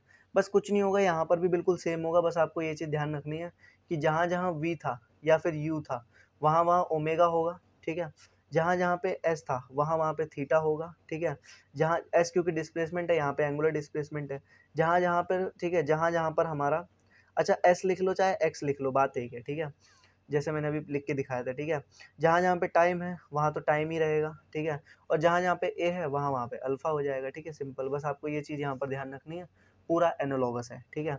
तो वैसे यहाँ पर क्या होगा, देखो फाइनल वेलोसिटी होती थी v, ठीक है, तो अगर मैं ओमेगा ओमेगा फाइनल को ओमेगा एफ लिख दूँ, ठीक है, तो final velocity omega final will be equal to omega initial, initial velocity plus acceleration की जगह अल्फा इंटू टी। ये हो गई हमारी पहली इक्वेशन, ठीक है। मतलब v अगर फाइनल वेलोसिटी है तो omega final final angular velocity है, u अगर इनिशियल वेलोसिटी है तो omega initial initial angular velocity है, a अगर एक्सलेशन है तो अल्फा एंगुलर एक्सलेशन है, ठीक है। वैसे यहाँ पर हम लिख सकते हैं कि s is equal to U T plus half A T square, तो मैं यहाँ पर लिख सकता हूँ s की जगह theta is equal to u की जगह omega initial into T plus half acceleration की जगह अल्फा, टी की जगह टी रख दो, सिंपल, ठीक है। वैसे यहाँ पर v square is equal to you square plus two s, v की जगह ओमेगा फाइनल इसका स्क्वायर बराबर यू स्क्वायर मतलब omega initial square plus two a की जगह अल्फा इंटू एस की जगह थीटा, सिंपल, ठीक है। इस तरीके से हम लोग करते हैं पूरा सवाल, ठीक है। तो बस आपको ये चीज़ यहाँ पर ध्यान में रखनी है कि जहाँ जहाँ पर वी है वहाँ वहाँ ओमेगा फाइनल, जहाँ जहाँ यू है वहाँ ओमेगा इनिशियल, जहाँ जहाँ ए है वहाँ वहाँ अल्फा, टी की जगह टी रखो, बात खत्म, ठीक है। बाकी सब कुछ वैसे ही होगा जैसे हम पहले करते हुए आ रहे थे, ठीक है। आई थिंक मेरे ख्याल से ये पूरा पार्ट आपको एकदम समझ में आ गया होगा और यही है हमारी काइनेमेटिक्स ऑफ सर्कुलर मोशन, ठीक है। देखो कितनी आसान है, मतलब इससे आसान कोई चीज़ हो नहीं सकती है, ठीक है। इसके मैं अभी सवाल भी आपको करवा देता हूँ, ठीक है। वैसे इसके सवाल में क्या ही करवाऊँ यार, ठीक है। इसके सवाल ऐसे ही आते हैं कि भाई साहब मान लो सवाल में, चलो आपसे बाद में करवा लूँगा, अभी बस आप इस थ्योरी को पकड़ के चलिए, ठीक है। ऐसे दे देगा कि बता किसी का ओमेगा इनिशियल पहले कुछ था, ठीक है, उसका अल्फा दे देगा, टाइम दे देगा, आपसे आपसे ओमेगा फाइनल पूछ लेगा, ठीक है, इस तरीके से। तो ये सारी चीज़ें यहाँ पर पूछी जाती हैं, बहुत ही आसान आसान, ठीक है। अगर कोई चीज़ रेस्ट से स्टार्ट हुई है, अगर कभी बोला जाए कि कोई चीज़ रेस्ट से स्टार्ट हुई, तो जैसे यहाँ पर यू को जीरो करते थे वैसे यहाँ ओमेगा इनिशियल को जीरो कर देंगे, ठीक है। सिंपल, बहुत आसान आसान सवाल पूछे जाते हैं। और अगर आपने काइनेमेटिक्स अच्छे से करी है तो आपको काइनेमेटिक्स इन सर्कुलर मोशन में कोई दिक्कत नहीं आ सकती, ये मेरी गारंटी है, ठीक है। बाकी जाते जाते हम इसके छोटे मोटे एक दो सवाल भी कर लेंगे, ठीक है। अभी हम बात करते हैं असली वाले सर्कुलर मोशन की, जिसके ऊपर हमने ये चैप्टर स्टार्ट किया था, ठीक है। जहाँ बॉडी घूम रही थी घूम रही थी। नहीं तो आप कहोगे सर आप तो कह रहे थे बॉडी घूम रही है, आपने तो अभी तक उसको ऊबड़ खाबड़ रास्ते पे चला के दिखा दिया था, जहाँ आपने टेंजेंशियल एक्सेशन नॉर्मल एक्सेशन समझाया था, ठीक है। तो अब हम बात कर लेते हैं फाइनली असली वाली हमारी सर्कुलर मोशन की, जिसके बारे में हमें डिस्कशन करना है। सो यार अभी हम चलते हैं इस चैप्टर में और आगे और डीप और चीज़ों को और ज़्यादा डिटेल में समझते हैं, ठीक है। अब जो हमारा नेक्स्ट टॉपिक है हमारे सामने वो है रेडियस ऑफ कर्वेचर, और जो एक्चुअल सर्कुलर मोशन होता है उसकी क्या फिजिक्स होती है उसके बारे में हम यहाँ पर समझते हैं, अच्छे से पढ़ते हैं, ठीक है। तो जैसे कि मान लो मेरे पास एक छोटा सा पार्टिकल था, उससे पहले मैं आपको एक इम्पॉर्टेंट बात बता दूं कि अगर आपने अभी तक अपनी कॉपी पेन नहीं निकाली है तो अब निकाल लीजिए, ठीक है। क्योंकि अभी यहाँ पर बहुत सारे फॉर्मूले आएंगे, थोड़ी बहुत डेरिवेशंस भी आएंगी, थोड़े बहुत कॉन्सेप्ट भी आएंगे, तो पूरा यहाँ पर ना खिचड़ी मच जाएगी, ठीक है। इसलिए आप क्या करिए, अभी कॉपी पेन अगर नहीं निकाला है, पहली बात तो आपको अभी तक निकाल लेना चाहिए। बट अगर नहीं भी निकाला है तो अब निकाल लीजिए, क्योंकि अब मेन सर्कुलर मोशन स्टार्ट हो रहा है, जिसके ऊपर ये चैप्टर पूरा बेस्ड है, ठीक है। अभी तक हमने पूरे बेसिक्स पढ़े हैं, अब हम सबसे इम्पोर्टेंट चीज़ पढ़ने वाले हैं, ठीक है। तो अब हम बात कर लेते हैं एक्चुअल सर्कुलर मोशन के बारे में, ओके। तो जैसे कि मान लीजिए कि मेरे पास क्या है, मेरे पास एक तरीके से एक छोटा सा पार्टिकल है जिसका मास क्या है, m है, ठीक है। एक छोटा सा पार्टिकल है जिसका मास जो है वो क्या है, m है, ठीक है। और ये जो पार्टिकल है ये क्या कर रहा है, एक तरीके से सर्कुलर मोशन कर रहा है। सर्कुलर मोशन कैसे कर रहा है, ये गया ऐसे ऐसे ऐसे ऐसे ऐसे ऐसे ऐसे पूरा घूम के वापस आ गया, ठीक है। मतलब ये गया ऐसे ऐसे ऐसे ऐसे ऐसे ऐसे ऐसे ऐसे, ठीक है, पूरा घूम के वापस आ गया। फिर ये दोबारा गया ऐसे ऐसे ऐसे ऐसे ऐसे ऐसे ऐसे ऐसे, ये पूरा घूम के वापस आ गया, ठीक है। मान लीजिए थोड़ी देर के लिए ये जो ये सर्कल है, ये एक तरीके से सर्कल ही तो बना रहा है, ठीक है। मान लीजिए इस सर्कल का जो सेंटर है वो क्या है, ओ है, ठीक है। इस सर्कल का सेंटर क्या है, बेसिकली ओ है। और जो ये रेडियस, बेसिकली इस सर्कल का जो रेडियस ये एक्वायर कर रहा है, इसका जो डिस्टेंस है सेंटर से, वो थोड़ी देर के लिए क्या मान लीजिए, वो मान लीजिए आर है, ठीक है। ये जो डिस्टेंस है बेसिकली इसको थोड़ी देर के लिए आप क्या मान लीजिए, आर मान लीजिए, ठीक है। तो अब सिंपल सी बात है यार, हमें यहाँ पर अब कुछ चीज़ें समझनी है, ठीक है, और इस पे काम करना है। अब देखो यार सिंपल सी बात है, ठीक है। कभी भी कोई कोई पार्टिकल ऐसे ऐसे ऐसे घूम रहा है, ठीक है। तो मैं यहाँ पर इस पॉइंट पे आपसे इसकी वेलोसिटी पूछूँ, ठीक है। तो आप सिंपल कहोगे इसकी वेलोसिटी, इस पे टेंजेंट बना दो, इस तरफ होगी इसकी वेलोसिटी, ठीक है। अब यार सिंपल सी बात है, कभी भी सर्कुलर मोशन हो रहा है, ठीक है, कभी भी सर्कुलर मोशन हो रहा है, तो सर्कुलर मोशन अगर कभी भी हो तो दो एक्सलेशन हमेशा आती हैं। एक होती है टेंजेंशियल एक्सलेशन और एक होती है नॉर्मल एक्सलेशन। और टेंजेंशियल एक्सलेशन और नॉर्मल एक्सलेशन का जो रिजल्टेंट होता है वो क्या होता है, नेट एक्सलेशन, ठीक है। तो सिंपल सी बात है, इसकी इधर की तरफ वेलोसिटी होगी तो इसके पास एक टेंजेंशियल एक्सलेशन भी होगा जो कि हमेशा स्पीड की तरफ होता है, स्पीड की डायरेक्शन में होता है, वेलोसिटी की डायरेक्शन में होता है। और वो क्या हो जाएगा, ए टेंजेंशियल। तो इसके पास एक एक्सलेशन मान लिया मैंने, ए टेंजेंशियल है, ए टी, ठीक है। अब सिंपल सी बात है, जब ए टेंजेंशियल है तो ए नॉर्मल भी होगा, ठीक है। ए नॉर्मल भी होगा जो कि किस तरफ होगा आप बताइए, जो कि होगा वेलोसिटी के परपेंडिकुलर, यानी कि इस तरफ, ठीक है। इधर की तरफ क्या होगा, ए नॉर्मल, ठीक है। तो आपको इस चीज़ का यहाँ पर ध्यान रखना है, कभी भी मैं अगर सर्कुलर मोशन की बात करूँ, ठीक है, तो इस बात का आपको हमेशा अपने दिमाग में ध्यान रखना है कि यहाँ पर ए नॉर्मल को हम लोग पता है क्या बोलते हैं, ए सी बोलते हैं।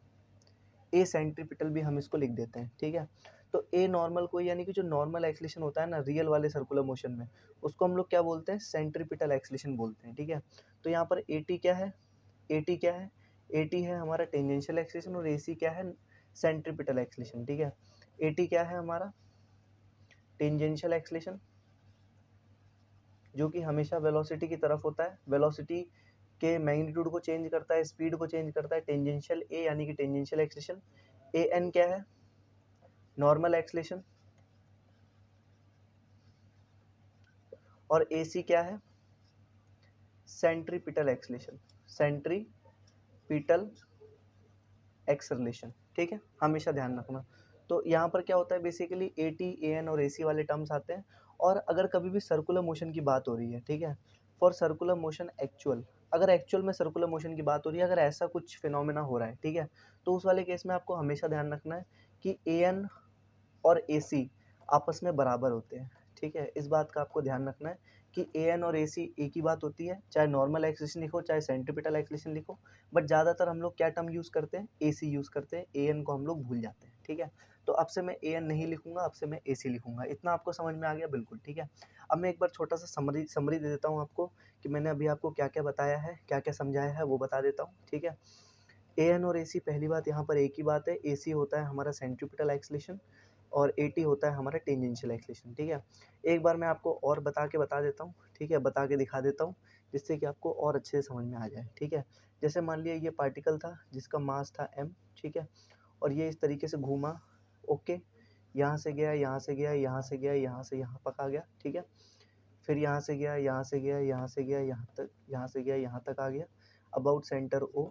इसकी इससे डिस्टेंस मैंने थोड़ी देर के लिए r बोल दी, ठीक है। इसकी वेलोसिटी की डायरेक्शन इधर की तरफ थी v, इसी डायरेक्शन में इसके पास टेंजेंशियल एक्सलेशन होगा ए टी, और वेलोसिटी के परपेंडिकुलर इसके पास एक्सलेशन जो होता है उसको हम क्या बोलते हैं, नॉर्मल एक्सलेशन या फिर सेंट्रीपिटल। तो अगर एक्चुअल सर्कुलर मोशन की बात हो रही है तो हम उसको बोलेंगे टेंजेंशियल एक्सलेशन, जो कि ओ की तरफ होगा, ठीक है, जिसको हम बोलेंगे ए सी, ठीक है। यानी कि अगर मैं मास m के बारे में लिखूँ तो उसके पास इधर की तरफ वेलोसिटी v है, ठीक है, ये उसका मास है, इधर की तरफ ही ए टी है, ठीक है, और यहाँ पर एक पॉइंट ओ है, ठीक है, जिसकी डिस्टेंस इससे r है, ठीक है, r रेडियस है पूरे सर्कुलर पाथ का, ठीक है। और इसी तरफ इसकी तरफ क्या एक्ट कर रहा है, ए सी एक्ट कर रहा है, जिसको हम बोलते हैं सेंट्रीपिटल एक्सलेशन, ठीक है। तो अगर मैं इसके बाद अगली बात करूँ यहाँ पर, ठीक है, तो अब देखो यार सिंपल सी बात है, अगर कोई भी बॉडी इस तरीके से घूम रही है, ठीक है, तो उसके पास एक सेंटर की तरफ एक्सलेशन है जिसको हम क्या बोल रहे हैं, ए सी, ठीक है। और ए सी क्या होगा हमारा, ए सी क्या होगा, सेंट्रीपिटल एक्सलेशन, ठीक है। तो सिंपल सी बात है, अगर मैं अबाउट सेंटर बात करूँ, ठीक है, अबाउट सेंटर, अबाउट सेंटर अगर मैं बात करूँ, ठीक है, तो मेरे को क्लियरली दिखेगा कि भाई साहब इसके पास एक एक्सलेशन है जिसका नाम है ए सी। तो अबाउट सेंटर एक फोर्स भी आ जाएगा, क्योंकि सिंपल सी बात है, अगर एक्सलेशन सेंटर की तरफ आ रहा है ए सी और इस बॉडी का अपना एक मास है, तो सेंटर की तरफ मास इंटू एक्सलेशन से फोर्स आ जाएगा, ठीक है। तो अबाउट सेंटर हमें यहाँ पर इस मास के ऊपर एक फोर्स महसूस होगा, ठीक है, जिसको हम लिखेंगे एफ सी, और उसका फॉर्मूला क्या होगा, M into a C, simple, ठीक है। अबाउट सेंटर यहाँ पे बात हो रही है, और इसी एफ सी को हम लोग क्या बोलते हैं, इसी एफ सी को हम लोग बोलते हैं centripetal force, centripetal force. Centripetal force का मतलब होता है ऐसा फोर्स जो सेंटर की तरफ लगे ड्यूरिंग सर्कुलर मोशन, ठीक है। तो एफ सी का मतलब क्या हो गया, एम इंटू ए सी, ठीक है, सिंपल, जो कि सेंटर की तरफ लग रहा है, ठीक है। तो ये फोर्स इसकी तरफ सेंटर की तरफ लगेगा, यानी कि सिंपल सी बात है, अगर मास इस तरीके से घूम रहा है तो उसके पास एक एक्सलेशन है सेंटर की तरफ AC, और इसी AC की वजह से इसके पास एक फोर्स आ गया सेंटर की तरफ जिसका नाम है सेंट्रीपिटल फोर्स, और उसका फॉर्मूला हो जाएगा m into AC। Force is equal to mass into acceleration, ठीक है, सिंपल। अब यहाँ पर आपको कुछ चीज़ें ध्यान में रखनी है। पहली बात तो AC क्या होता है, सेंट्रीपिटल एक्सलेशन। AC क्या होता है, सेंट्रीपिटल एक्सलेशन, ठीक है। और FC क्या होता है, बेसिकली सेंट्रीपिटल फोर्स, ठीक है। इस बात का आपको यहाँ पर ध्यान में रखना है। अब AC का एक फॉर्मूला होता है, ठीक है, जो कि मैं अभी डिराइव करके नहीं दिखाऊंगा क्योंकि उसका डेरिवेशन हमारे सिलेबस में नहीं है, ठीक है, और सिलेबस में होगा भी तो आपके लिए इंपॉर्टेंट नहीं है, ठीक है। AC का जो फॉर्मूला निकल के आता है ना, वो पता है क्या होता है, AC का फॉर्मूला होता है V²/R। AC का फॉर्मूला होता है V²/R, ठीक है। इस बात का आपको यहाँ पर ध्यान में रखना है, ठीक है। AC का फॉर्मूला होता है V²/R, मतलब V मतलब ये वाली वेलोसिटी, ठीक है, मास की वेलोसिटी, ठीक है, और R जो होता है वो होता है रेडियस ऑफ कर्वेचर, ठीक है, रेडियस ऑफ कर्वेचर। तो अगर AC की वैल्यू V²/R है तो FC की वैल्यू यहाँ से क्या आ जाएगी, m इंटू V²/R, यानी कि mv²/R आ जाएगी। यानी कि जो सेंट्रीपिटल फोर्स का फॉर्मूला आ गया वो क्या आ गया, mv²/R, ठीक है। बाकी एक चीज़ आपको यहाँ पर और ध्यान रखनी है कि किसी भी इक्वेशन के लिए कभी भी अगर सर्कुलर मोशन हो रहा है तो v is equal to R omega होता है। v is equal to R omega होता है, जहाँ पे v होता है अपना, कुछ लोग कहेंगे वेलोसिटी, नहीं, v होता है स्पीड, r होता है हमारा रेडियस ऑफ कर्वेचर, यहाँ पे भी r रेडियस ऑफ कर्वेचर ही है, इसी की बात हो रही है यहाँ पे, ठीक है। कभी आपसे अगर रेडियस ऑफ कर्वेचर पूछे ROC तो यही हमारा r होगा, ठीक है। और इसको निकालने का फॉर्मूला होता है v²/an या फिर AC, ठीक है, v²/AC, r बराबर v²/AC, ठीक है। r होता है रेडियस ऑफ कर्वेचर, ओमेगा होता है एंगुलर वेलोसिटी, जो अभी थोड़ी देर पहले डिस्कस करी थी ना काइनेमेटिक्स ऑफ सर्कुलर मोशन में, वही, ठीक है। ओमेगा होता है हमारा एंगुलर वेलोसिटी, ठीक है। इस बात का आपको यहाँ पर ध्यान में रखना है। v is equal to R omega हमेशा वैलिड होता है, ठीक है। AC बराबर v²/R होता है और FC की वैल्यू mv²/R आ जाती है, ठीक है। बाकी यार क्योंकि v is equal to R omega है तो आप यहाँ से FC का एक और फॉर्मूला निकाल सकते हैं, वो क्या आ जाएगा, v की जगह पुट कर दो m r² omega square upon r से r कैंसिल, तो ये आ जाएगा mr ओमेगा स्क्वायर, ठीक है। FC के दो फॉर्मूले इंपॉर्टेंट है, ध्यान रखना आप, ठीक है, सबसे ज़्यादा पूछे जाते हैं ये, ठीक है। तो ये दो फॉर्मूले हैं सेंट्रीपिटल फोर्स के, जो कि सेंटर की तरफ लगने वाला फोर्स है वो, ठीक है। बाकी क्योंकि हमें पता है कि v is equal to R omega है, ठीक है, अगर मैं दोनों साइड डिफ्रेंशिएट कर दूँ, ठीक है, तो dv/dt will be equal to r into D omega by D T, ठीक है, सिंपल। तो यहाँ से dv/dt कुछ लोग कहेंगे एक्सलेशन, नहीं, v यहाँ पर स्पीड है, ठीक है, तो differentiation of speed with respect to time, ये क्या हो जाएगा हमारा टेंजेंशियल एक्सलेशन, ठीक है, मैंने थोड़ी देर पहले बताया था। तो ये at, तो at is equal to R D omega by D T हो जाएगा हमारा अल्फा, ठीक है। तो at is equal to are alpha, ये वाला भी एक टर्म आपको यहाँ पर ध्यान में रखना है, ठीक है। यानी कि यहाँ पर पहली चीज़ जो आपको ध्यान में रखनी है वो है v is equal to R omega, जहाँ पे v होता है स्पीड, r होता है रेडियस ऑफ कर्वेचर, ओमेगा होती है एंगुलर वेलोसिटी। दूसरी चीज़ आपको ध्यान रखनी है AC is equal to v²/R, centripetal acceleration का फॉर्मूला, ठीक है। बाकी तीसरी चीज़ जो आपको यहाँ पर ध्यान में रखनी है वो है v is equal to R omega से निकल के आता है AT is equal to are alpha, tangential acceleration को निकालने का फॉर्मूला होता है r इंटू अल्फा, ठीक है। चौथी चौथी चीज़ जो आपको यहाँ पर ध्यान रखनी है वो है सेंट्रीपिटल फोर्स का फॉर्मूला, जो कि होता है सेंटर की तरफ मास इंटू एक्सलेशन सेंट्रीपिटल वाला, ठीक है। तो FC की वैल्यू mv²/R या फिर FC की वैल्यू mr ओमेगा स्क्वायर, ठीक है। ये होता है हमारा एक्चुअल सर्कुलर मोशन, इसी से आती है हमारी बहुत ज़्यादा फील हमको, ठीक है। और कभी अगर आपसे नेट एक्सलेशन पूछ ले इस पार्टिकल का, ठीक है, तो उसको निकालने का तरीका सिंपल होगा, पहले ही बता चुका था, फिर से बता देता हूँ कि एक्सेलेरेशन नेट जो होता है ना, उसका फॉर्मूला निकल के आता है acceleration tangential plus acceleration centripetal, ठीक है। मतलब अगर कभी नेट एक्सलेशन निकालने को बोले तो आपको वेक्टर सम कर देना है टेंजेंशियल एक्सलेशन का और सेंट्रीपिटल एक्सलेशन का, इन दोनों का सम करके आपको नेट एक्सलेशन मिल जाएगा पूरे इस वाले पार्टिकल का, ठीक है। बस इस चीज़ का आपको यहाँ पर ध्यान में रखना है। और बाकी AC का एक फॉर्मूला आ गया v²/R, और AC का दूसरा फॉर्मूला यहाँ पर क्या निकल के आ जाएगा, अगर मैं v की जगह पुट कर दूँ r इंटू ओमेगा तो ये आ जाएगा r ओमेगा स्क्वायर, ठीक है। तो AC का दूसरा फॉर्मूला आ जाएगा r ओमेगा स्क्वायर, ठीक है। इस बात का आपको ध्यान में रखना है। यही था हमारा पूरा रेडियस ऑफ कर्वेचर। कभी आपसे रेडियस ऑफ कर्वेचर पूछे तो जनरली हम लोग ये वाला फॉर्मूला यूज़ करते हैं, AC बराबर वी स्क्वायर बाय आर, जहाँ पे आर होता है रेडियस ऑफ कर्वेचर। जनरली यही वाला यूज़ किया जाता है, ठीक है। सो गाइस, पूरे सर्कुलर मोशन को अच्छे से समझने के बाद, सारे फॉर्मूलेस को अच्छे से पढ़ने के बाद, रिवाइज करने के बाद, सब कुछ अच्छे से करने के बाद, अब हम चलते हैं अपने नेक्स्ट टॉपिक पे, जिसका नाम है डायनामिक्स ऑफ सर्कुलर मोशन, ठीक है। अच्छे से पढ़ते हैं और समझते हैं, ठीक है। उसके पहले यार मैंने आपके लिए यहाँ पर कुछ फॉर्मूलेज लिख दिए हैं, थोड़ी-थोड़ी इंपॉर्टेंट बातें लिख दी हैं, उसको समझ लेते हैं। फिर हम डायनामिक्स ऑफ सर्कुलर मोशन के जो 4 पॉइंट्स हैं, इन पे पढ़ते हैं और फिर अपना ये पूरा टॉपिक खत्म हो जाएगा। फिर हम कुछ क्वेश्चंस लगाते हैं और फिर लेक्चर को एंड करते हैं, ठीक है। तो सबसे पहले मैंने आपको जो अभी थोड़े बहुत फॉर्मूलेज बताए थे, उसको मैंने एक बार यहाँ पे समेट के लिख दिया। ये सब आपको आने ही आने चाहिए, ठीक है। जहाँ पे पहला फॉर्मूला इंपॉर्टेंट है, v is equal to R omega. यहाँ पे v स्पीड होती है, आर रेडियस ऑफ कर्वेचर है, ओमेगा एंगुलर वेलोसिटी है, ठीक है। इसी को हमने डिफरेंशिएट किया था, तो डिफरेंशिएशन ऑफ स्पीड हमेशा टेंजेंशियल एक्सलेशन होता है। A T is equal to are alpha आता है, ठीक है। D omega by D T alpha हो जाता है, अल्फा होता है angular acceleration. V is equal to R omega, A T is equal to are alpha. तीसरा फॉर्मूला आता है F C is equal to M we square by R, मतलब centripetal force का जो फॉर्मूला होता है वो होता है M we square by R, जो कि सेंटर की तरफ लग रहा होता है, ठीक है। बाकी अगली चीज़, ठीक है, जो हमारा AC होता है वो होता है वी स्क्वायर बाय आर, ठीक है। AC होता है सेंट्रीपिटल एक्सलेशन, AT होता है टेंजेंशियल एक्सलेशन, बता चुका हूँ, ठीक है। और जनरली रेडियस ऑफ कर्वेचर कभी आपसे पूछे तो आप यही वाला फॉर्मूला यूज़ करोगे, AC is equal to we square by R, ठीक है। उसके बाद अगली एक इंपॉर्टेंट चीज़ ये होती है, कई कई बार सवालों में हमसे पूछ लिया जाता है find the net acceleration of the body, ठीक है, जो घूम रही है। तो हम लोग कई बार क्या करते हैं, कोई निकाल देता है A T is equal to are alpha से ए टी, कोई निकाल देता है a c is equal to we square by r से ए सी, ठीक है। या फिर कोई और महान होता है, वो डायरेक्ट अल्फा निकाल देता है, ठीक है, D omega by D T करके वो अल्फा निकाल देता है, ठीक है। तो ऐसा नहीं होता है, ठीक है। हमें ये चीज़ ध्यान रखनी है कि अगर नेट एक्सलेशन पूछा जाए तो वो हमेशा वेक्टर सम होगा AT और AC का, ठीक है। AT और AC अगर वेक्टर में तुमने निकाल लिए तो इन दोनों को ऐड करके तुम नेट एक्सलेशन निकाल लोगे, ठीक है।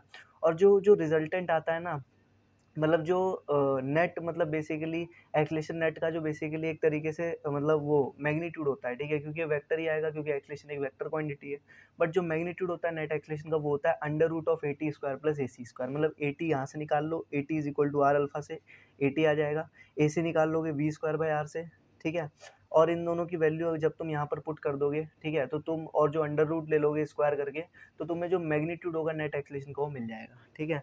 तो सिंपल ये वेक्टर ही है और कुछ नहीं है, ठीक है। कभी तुमसे नेट एक्सलेशन का मैग्नीट्यूड पूछे तो तुम कुछ मत करना, A T is equal to are alpha से ए टी निकाल लेना, ए सी बराबर वी स्क्वायर बाय आर से ए सी निकाल लेना, दोनों का मैग्नीट्यूड मिल गया, दोनों को स्क्वायर एंड ऐड कर दोगे तो तुम्हें एक्सलेशन नेट का मैग्नीट्यूड मिल जाएगा, ठीक है। और अगर तुम्हें वेक्टर में निकालना है तो तुम्हें फिर दोनों वेक्टर में लिखने पड़ेंगे, तब सॉल्व होगा, ठीक है। बस जनरली वेक्टर में नहीं पूछा जाता है, यही ज़्यादा पूछा जाता है, इसलिए इस चीज़ का ध्यान में रखना, ठीक है।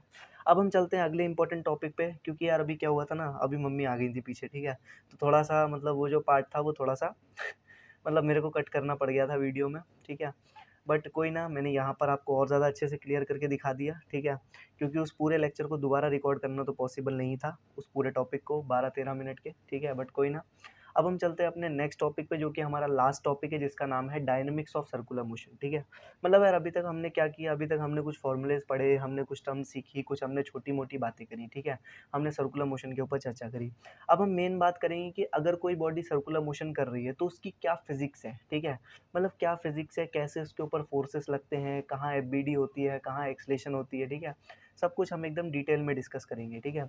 उसके पहले आपको ये 4 पॉइंट एकदम घोल के पी जाने हैं, ठीक है। मतलब मैंने भी ये 4 पॉइंट कहीं पढ़े थे, जिसकी वजह से मैं आपको ये टॉपिक पढ़ा पा रहा हूँ, ठीक है।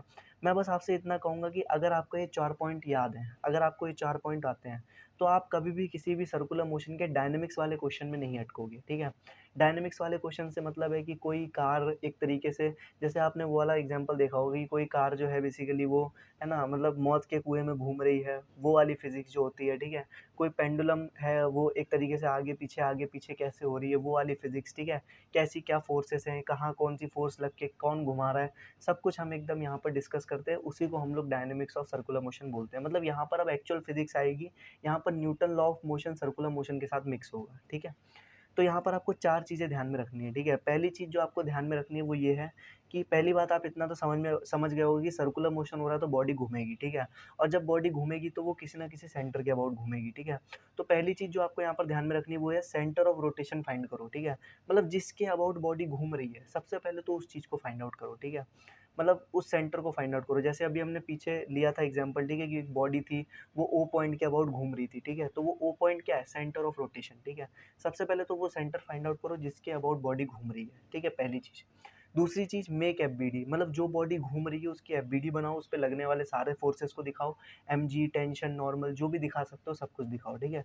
तीसरे नंबर पे आपको break forces perpendicular and towards centre, ठीक है, मतलब जितनी भी फोर्सेस है उनको टूवर्ड्स मतलब सेंटर की तरफ और सेंटर के परपेंडिकुलर तोड़ लो, ठीक है। एफबीडी बनाया, फोर्सेस आई, उसके बाद जितनी भी फोर्सेस आई हैं ना उनको सेंटर की तरफ और सेंटर के परपेंडिकुलर तोड़ लो। क्यों तोड़ना है? क्योंकि सेंटर की तरफ जब आप तोड़ोगे तो आपका सेंट्रीपिटल वाले टर्म्स आ जाएंगे, सेंट्रीपिटल फोर्स, सेंट्रीपिटल एक्सलेशन, ये वाले टर्म आ जाएंगे। और जब सेंटर के परपेंडिकुलर तोड़ोगे, ठीक है, तो उस वाले केस में आपके जो टेंजेंशियल वाले टर्म्स है वो आ जाएंगे, ठीक है, टेंजेंशियल फोर्स, टेंजेंशियल एक्सलेशन, ठीक है, वो सब आ जाएगा। और चौथे नंबर पे जो लास्ट पॉइंट है वो ये है कि सेंटर की तरफ F net is equal to mass into acceleration लगा दो, ठीक है।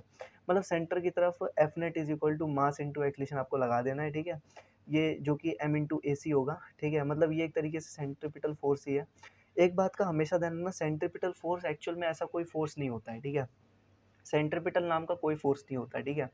फोर्सेस की वजह से सेंट्रीपिटल फोर्स आता है, ठीक है, मतलब ऐसा होता है कभी टेंशन सेंट्रीपिटल फोर्स में कन्वर्ट हो जाता है, कभी फ्रिक्शन सेंट्रीपिटल फोर्स बन जाता है, कभी नॉर्मल रिएक्शन सेंट्रीपिटल फोर्स बन जाता है, कभी एमजी एमजी का कोई कंपोनेंट एक तरीके से सेंट्रीपिटल फोर्स की तरह काम करता है, ठीक है। वो कैसे होता है, क्या होता है, वो मैं आपको करके दिखाऊंगा। बस आप इतना ध्यान रखना कि जो एक तरीके से हमारा सेंट्रीपिटल फोर्स होता है ना, वो कोई लगने वाला फोर्स नहीं होता है, वो आने वाला फोर्स होता है, ठीक है, जो कि कभी टेंशन की वजह से आता है, कभी नॉर्मल रिएक्शन की वजह से आता है, कभी एमजी की वजह से आता है, अलग अलग तरीकों की वजह से आता है, ठीक है। तो in short dynamics of circular motion में आपको इतना ध्यान रखना है, सबसे पहला स्टेप सेंटर फाइंड आउट करो, जो कि बहुत आसान है, जिसके अबाउट बॉडी घूम रही है। दूसरे नंबर पे वो जो घूमने वाली बॉडी है उसकी एफबीडी बनाओ, एमजी, नॉर्मल, टेंशन सब कुछ दिखाओ। और तीसरे नंबर पे जितनी भी फोर्सेस दिख रही हैं आपको, ठीक है, उनको परपेंडिकुलर और सेंटर की तरफ तोड़ लो, ब्रेक कर लो। और चौथे नंबर पे सेंटर की तरफ F net is equal to m into a c लगा दो, मतलब जो आपने अभी सेंट्रीपिटल फोर्स पढ़ा था ना उसमें कन्वर्ट कर दो, ठीक है। अभी मैं करके दिखाता हूँ। हमारा ये डायनेमिक्स ऑफ सर्कुलर मोशन वाला टॉपिक भी खत्म हुआ, ठीक है, बट ये अभी पूरी तरह से खत्म नहीं हुआ है। इसकी थ्योरी इतनी ही है, बट अभी मैं इसके कुछ क्वेश्चंस कराऊंगा, उससे आपको फील आएगी, उससे आपको समझ में आएगा और आप और ज़्यादा अच्छे से समझ पाओगे। और अभी हम चलते हैं इस चैप्टर के लास्ट टॉपिक पे, जिसमें हम एक ही काम करेंगे, वो है क्वेश्चंस, क्वेश्चंस एंड क्वेश्चंस, ठीक है। तो बस जितने भी क्वेश्चन अभी तक मेरे को, जितनी भी थ्योरी थी वो सारी खत्म हुई। अभी मैं जितने क्वेश्चंस करा सकता हूँ उतने क्वेश्चन आपको कराता हूँ, ठीक है। चलिए फिर आगे कंटिन्यू करते हैं। तो यार अब चलते हैं हम इसके क्वेश्चन पे, कैसे क्वेश्चन करे जाते हैं किसी भी डायनेमिक्स ऑफ सर्कुलर मोशन के क्वेश्चन के, ठीक है। तो कैसे करे जाते हैं फटाफट से देख लेते हैं। तो यार जैसे कि मान लीजिए यहाँ पर एक दीवार है, एक सीलिंग है, ठीक है, उससे मैंने एक पत्थर को बांध दिया, ठीक है, और मैं उसको ऐसे घुमा रहा हूँ, जैसे ये सीलिंग है ऐसे बांध दिया, यहाँ पर पत्थर बना हुआ है, ये रस्सी है, ठीक है, उसको मैं ऐसे ऐसे ऐसे घुमा रहा हूँ, ठीक है। मतलब ये एक तरीके से दीवार है, ये रस्सी है, ये पत्थर ऐसे ऐसे ऐसे ऐसे घूम रहा है, ठीक है, ऐसे ऐसे ऐसे ऐसे घूम रहा है इस तरीके से, ठीक है।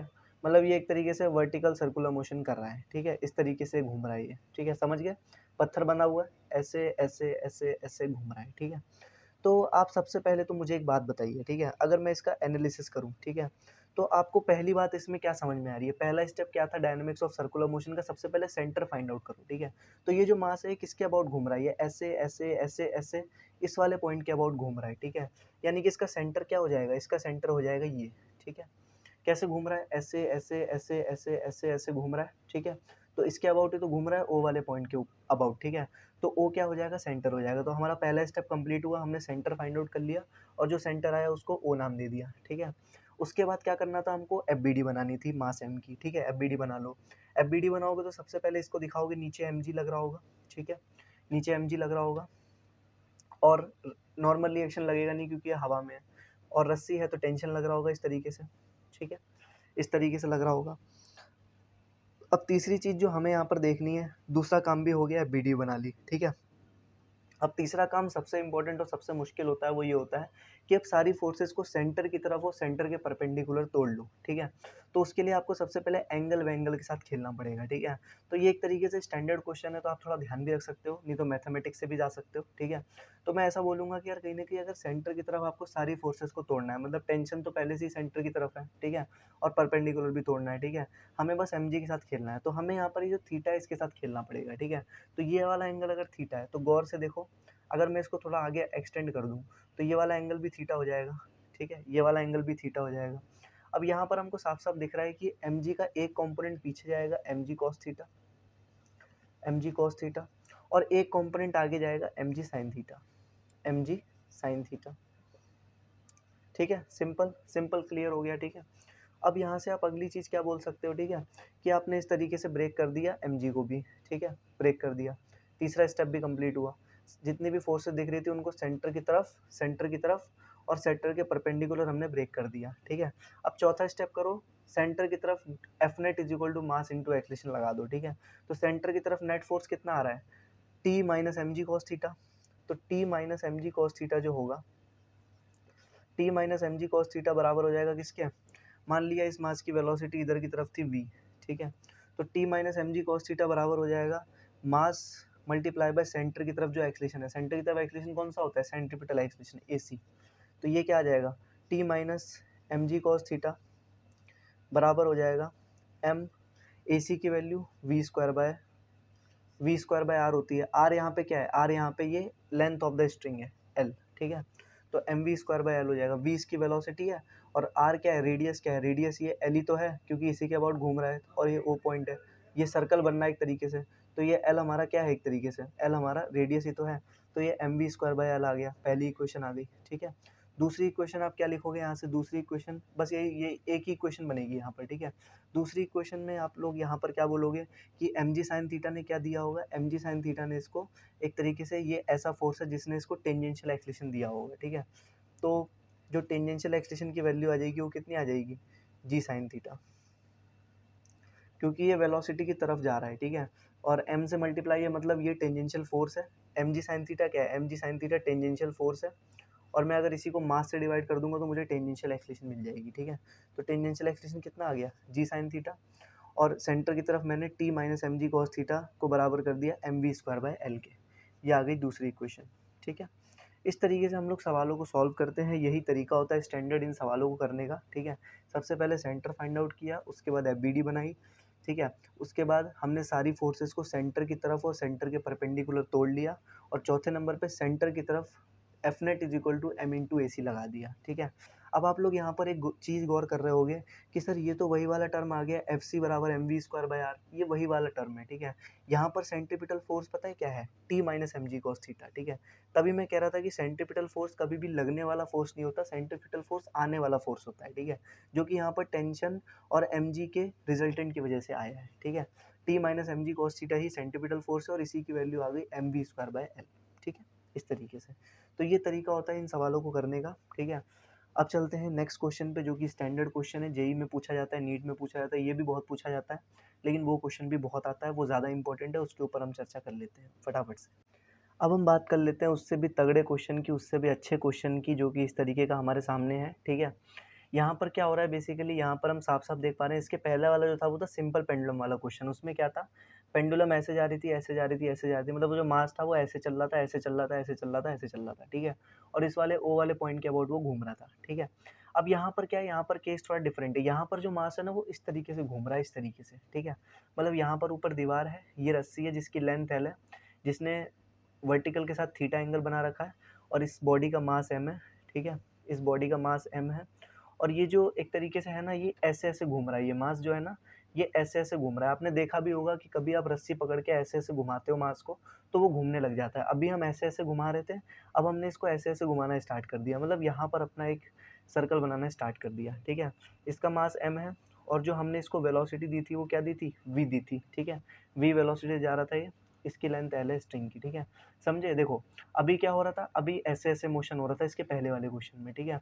अब कैसे मोशन हो रहा है, ऐसे, अब ऐसा वाला मोशन हो रहा है, ठीक है, अब ऐसा वाला मोशन हो रहा है। तो इन क्वेश्चंस को कैसे करते हैं फटाफट से देख लेते हैं, वही कॉन्सेप्ट लगेगा, वही तरीका लगेगा, ठीक है। सबसे पहले सेंटर फाइंड आउट करो जिसके अबाउट ये मास रोटेट हो रहा है, ठीक है। तो अब कुछ लोग क्या करेंगे, कुछ लोग सेंटर इसी को बता देंगे कि सर यही वाला सेंटर है जो पिछले क्वेश्चन में था, नहीं, यहाँ पर जो बॉडी है ना ये सर्कुलर मोशन कर रही है इस तरीके से, तो इसका सेंटर ये होगा, ठीक है, ये होगा ये वाला सेंटर, ठीक है, क्योंकि ये बॉडी इसके अबाउट सर्कुलर मोशन कर रही है ना कि इसके अबाउट, ठीक है। तो सबसे पहले हमने ओ क्या कर दिया, सेंटर फाइंड आउट कर लिया, उसके बाद क्या करो, एफ बनाओ, ठीक है।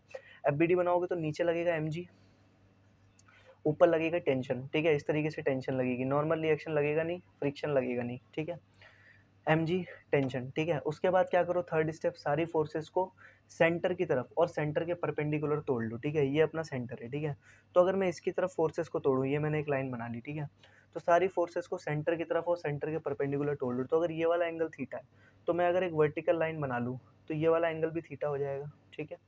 तो टी का एक कॉम्पोनेंट ऊपर जाएगा टी कॉस थीटा, और टी का एक कॉम्पोनेंट जाएगा आगे टी साइन थीटा।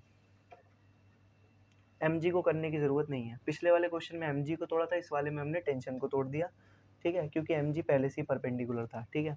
इसके बाद क्या होगा, सेंटर की तरफ वही काम कर दो जो कर रहे थे। पहली चीज़ तो ये है कि ये जो मास है ये ऐसे ऐसे घूम रहा है, ना ऊपर जा रहा है ना नीचे जा रहा है, इसका मतलब ये वाई एक्सिस में इक्विलिब्रियम पे है। तो पहली इक्वेशन बन जाएगी T cos theta is equal to M G, this will be our first equation, ठीक है, पहली इक्वेशन ये बन गई। दूसरी इक्वेशन जो बनेगी यहाँ पर वो क्या बन जाएगी, पहली इक्वेशन ये बन जाएगी टी कॉस थीटा बराबर एम जी, ठीक है। दूसरी इक्वेशन यहाँ पर बन जाएगी, सेंटर की तरफ लगा दो क्या, f net is equal to m into a c, ठीक है। तो सेंटर की तरफ आप लगा दोगे ओ की तरफ, तो ये क्या आ जाएगा, ए की फोर्स लग रहा है टी साइन थीटा, तो टी साइन थीटा की वैल्यू बराबर हो जाएगी किसके, एम, इसकी वेलोसिटी वी है, वी स्क्वायर बाय आर। अब कुछ लोग कहेंगे सर आर की वैल्यू एल होनी चाहिए थी, नहीं, यहाँ पर आर की वैल्यू अलग होगी, आर ये वाली डिस्टेंस है, ठीक है, और एल ये वाली डिस्टेंस है, तो आर क्या हो जाएगा, ये वाली लेंथ एल कॉस थीटा, ये वाली लेंथ एल साइन थीटा, तो आर की वैल्यू यहाँ पर आ जाएगी एल साइन थीटा, सिंपल, ठीक है। तो L cos theta L sine theta, तो आर की वैल्यू एल साइन थीटा है, तो यहाँ पर मैं अगर और अच्छे से लिखूँ तो T sine theta will be equal to M we square upon R की जगह एल साइन थीटा, सिंपल। ये हमारी सेकेंड इक्वेशन आ जाएगी, ठीक है। इस तरीके से सवाल को करते हैं। तो ये तरीके होते हैं डिफरेंट डिफरेंट सवालों को करने के, जो कि हमें ध्यान में रखना है। दो इक्वेशन यहाँ भी बन जाएंगी, पहली इक्वेशन टी कॉस थीटा बराबर एम जी, दूसरी equation T sine theta is equal to M we square upon L sine theta. अब कुछ लोग कहेंगे सर यहाँ भी वैसे ही टर्म आ रहा है, यहाँ पर ऐसा लग रहा है कि सेंट्रिपिटल फोर्स कौन है, टी साइन थीटा, क्योंकि उसकी value M we square by R है। तो बिल्कुल यहाँ पर अगर सेंट्रिपिटल फोर्स पूछे तो उसकी वैल्यू हो जाएगी टी साइन थीटा, ठीक है। इस चीज़ का यहाँ पर आपको ध्यान में रखना है। और ये क्वेश्चन जेई का फेवरेट क्वेश्चन है, जेई में बहुत बार पूछा जा चुका है, आए दिन पूछा जाता रहता है, ठीक है, इसलिए ये क्वेश्चन आपको आना चाहिए। बाकी डायनेमिक्स ऑफ सर्कुलर मोशन पे करने को बहुत सवाल हैं, बट करने का तरीका यही है, चार चीज़ें ध्यान रखनी है, सेंटर फाइंड आउट करो, एफबीडी बनाओ, उसके बाद सारी फोर्सेस को सेंटर की तरफ हो, सेंटर के परपेंडिकुलर तोड़ लो, और लास्ट पॉइंट सेंटर की तरफ F net is equal to m into a c लगा दो, दैट्स इट, ठीक है। करने को बहुत कुछ है, बट आई थिंक इतना ही काफ़ी है, ठीक है। बाकी मैं कुछ सवाल सोच रहा हूँ और करवा देता हूँ आपको, ठीक है, जो कि थोड़े थोड़े इम्पोर्टेंट हैं, ठीक है, ईजी भी हैं, लेकिन वो पहले के सवाल हैं, ठीक है। तो मैं फटाफट से उनको टाइप कर लेता हूँ और फिर वो आपको करवा देता हूँ, ठीक है। डायनेमिक्स ऑफ सर्कुलर मोशन में बस इतना ही, ठीक है। ये दो क्वेश्चन ही अगर आपने अच्छे से कर लिए, समझ लिए, इनको ही अगर रिपीटेटिव मोड में एक बार देख लिया तो आपके सारे क्वेश्चन बन जाएंगे, ठीक है, ये मेरी गारंटी है। और बाकी इस लेक्चर को करने के बाद आप कितने ही सवाल कर सकते हो डायनेमिक्स ऑफ सर्कुलर मोशन पे, आपके सारे बन जाएंगे, ये मेरी गारंटी है, ठीक है, क्योंकि आपका कॉन्सेप्ट बहुत बारीकी से क्लियर हो चुका है। अब हम कुछ 2-3 क्वेश्चन और देख लेते हैं छोटे छोटे से, फिर अपनी क्लास को एंड करते हैं। अब जैसे कि यहाँ पर एक सवाल है कि आर की वैल्यू 3 मीटर दे दी, ओमेगा की वैल्यू 3t स्क्वायर प्लस 5 दे दी, और t बराबर 2 सेकेंड पे आपसे ये सब पूछ लिया, ठीक है। तो सबसे पहले, ठीक है, सबसे पहले v का मतलब स्पीड है, ये चीज़ ध्यान रखना, इस चैप्टर में हम लोग v को स्पीड से दिखाते हैं, ठीक है। सबसे पहले v निकालने के लिए आपको v is equal to R omega करना पड़ेगा, ठीक है। अब यहाँ पर ओमेगा को बिना किसी बात के डिफरेंशिएट मत कर देना, ठीक है। तो r की वैल्यू तो 3 मीटर है हमारे पास पहले से ही, ठीक है, और ओमेगा की वैल्यू 3t स्क्वायर प्लस 5 है, और t बराबर 2 सेकंड पे बात करनी है, तो ओमेगा की एग्जैक्ट वैल्यू निकाल लो, 3 इंटू 2 का स्क्वायर प्लस 5, ठीक है। तो ये आ जाएगा 4 3 जा 12, 12 प्लस 5 17, ठीक है।